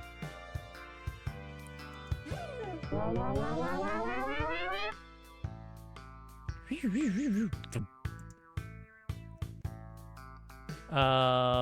we have a nice thud? We have earthy thud. And hollow thud.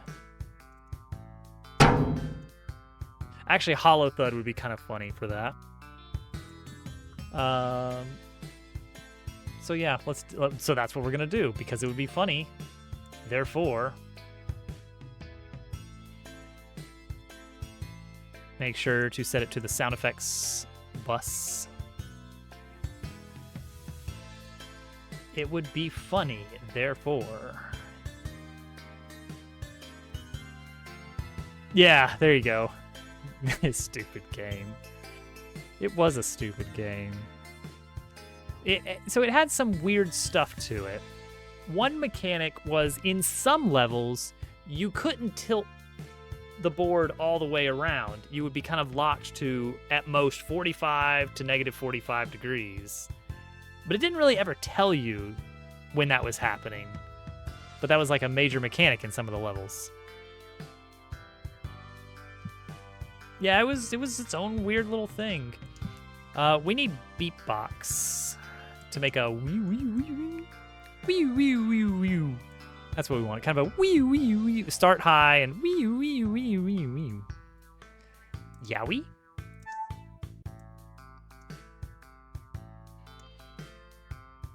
Let's try it.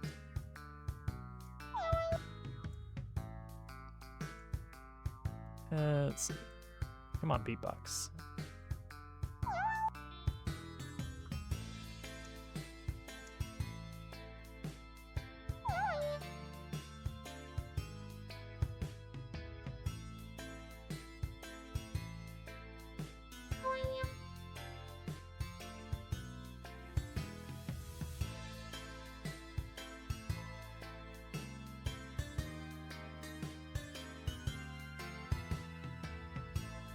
Eh.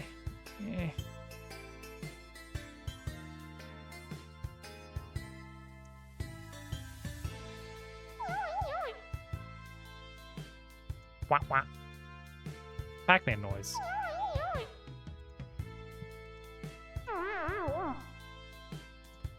That's not bad.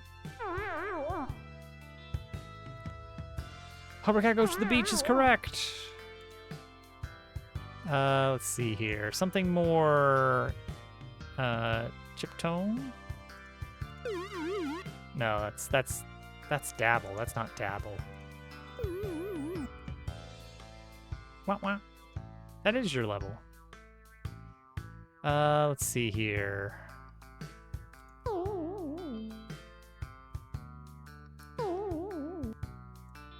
I mean, our last one was pretty good, honestly.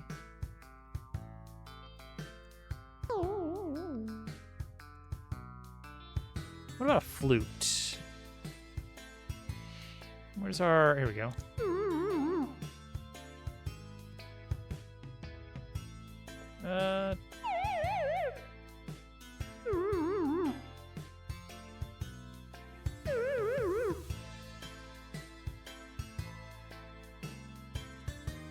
My figuring is that this is going to be... All right, you know what? We can check. I gotta measure the timing of this. Of this effect.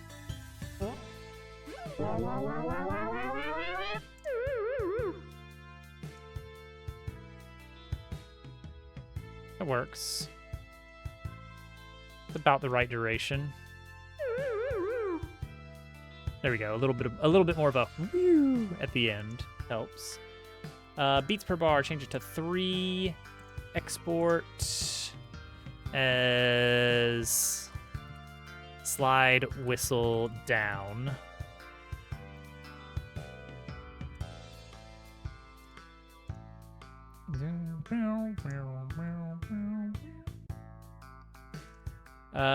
Dabble audio, sound effects, slide whistle down. Now add that into our code here. Oh, this is gonna be so good.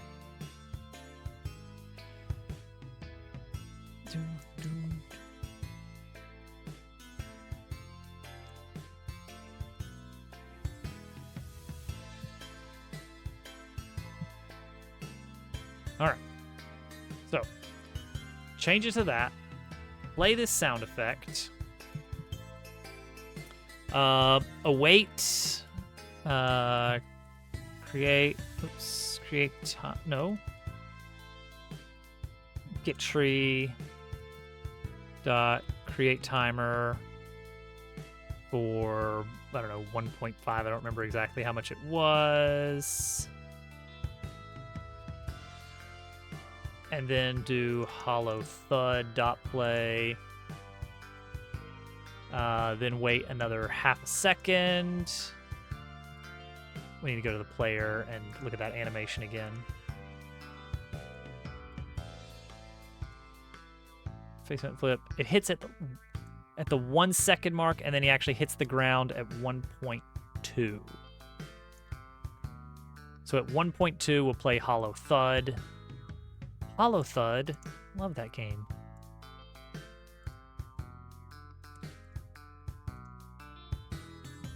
And then we're gonna pull out a special little code snippet we have called Tiny Hop. It's a real thing.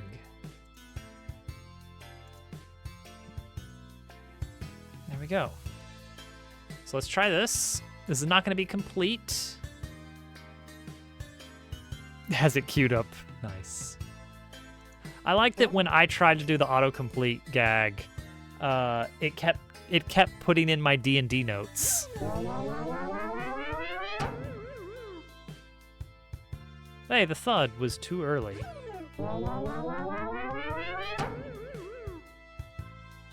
Although I kind of like it doing that. I kind of want, maybe I want both thuds. But why did it do it? Thought I was awaiting. Did I do something wrong on this? Oh, dot timeout. Ah.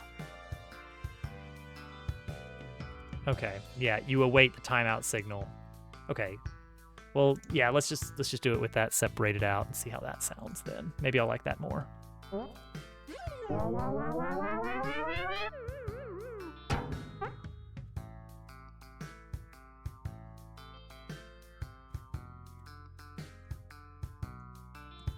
Okay.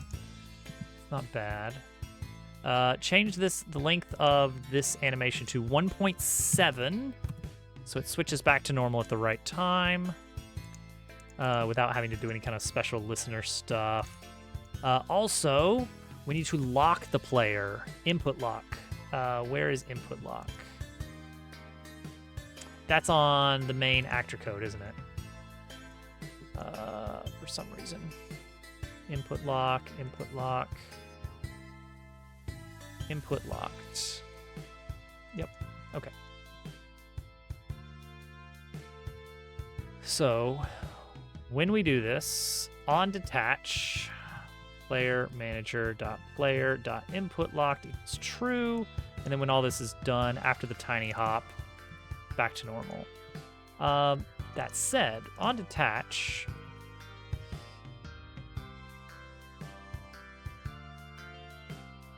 Yeah, I think this should be fine. I'm gonna try holding away from the gear during the animation. Make sure that I cannot slide away. Oh, I can.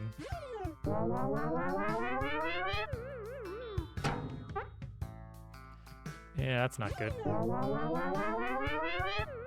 Okay, so I also need to do a... I need to zero out our velocity at this point.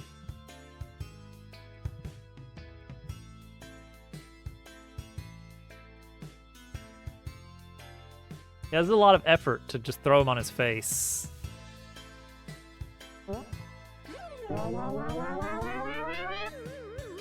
Oh. Oh. It's the... Huh. That's actually kind of silly. It's the, I think, it's the, what is it? On detach. Yeah, this right here. End spin is what's calling it. Huh.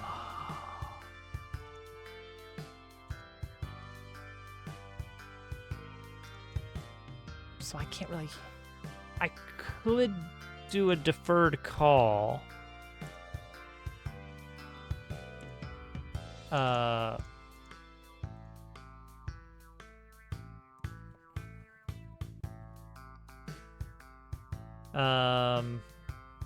Reject player.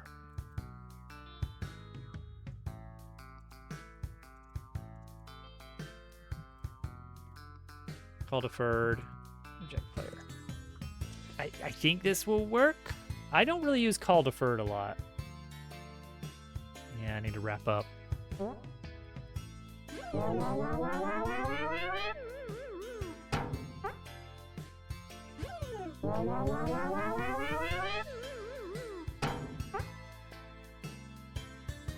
Yeah, it doesn't really throw him away from it, though, with this.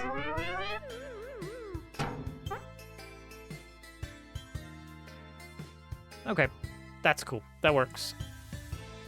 So we can have different auto spinning things. It doesn't have to just be this electrical stuff going on.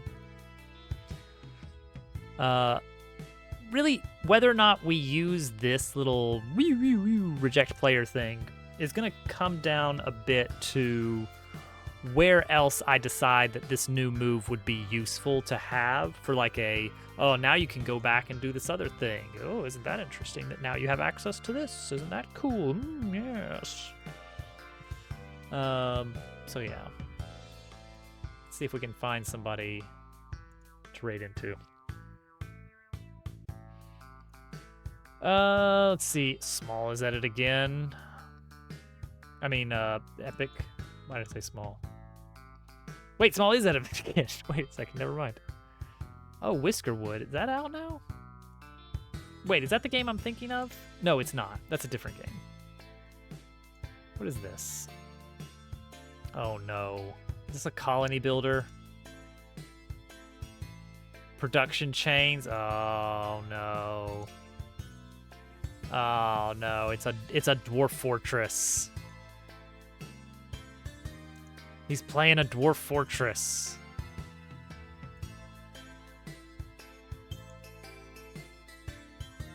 Oh, it released like last week. Okay. Oh, sure. Let's go hang out with him. It's like, why did I say Small when I was definitely looking at Epic? Well, because Small is like also right there on the follow list. You ever do that? Like, just your brain sees words on a page, but you don't even really recognize that you saw it, and then later you're thinking like, where? I just saw it. Where is it? Anyway, thank you guys for hanging out. I think we made some good progress on new move. It doesn't do anything yet, but I got a fun little animation to go with it, so that's fun. I'm gonna continue to work on this stuff off stream. This is our progress tracker for Chapter 2. We want to see this whole thing be green, and then we can move into the next phase, which is where we go back and add all the cinematic stuff and scene transition stuff and scripts, and that part's going to go a lot faster, but there's still a lot to it, so be ready. Everybody, have a good night. I'll be back Friday. Bye.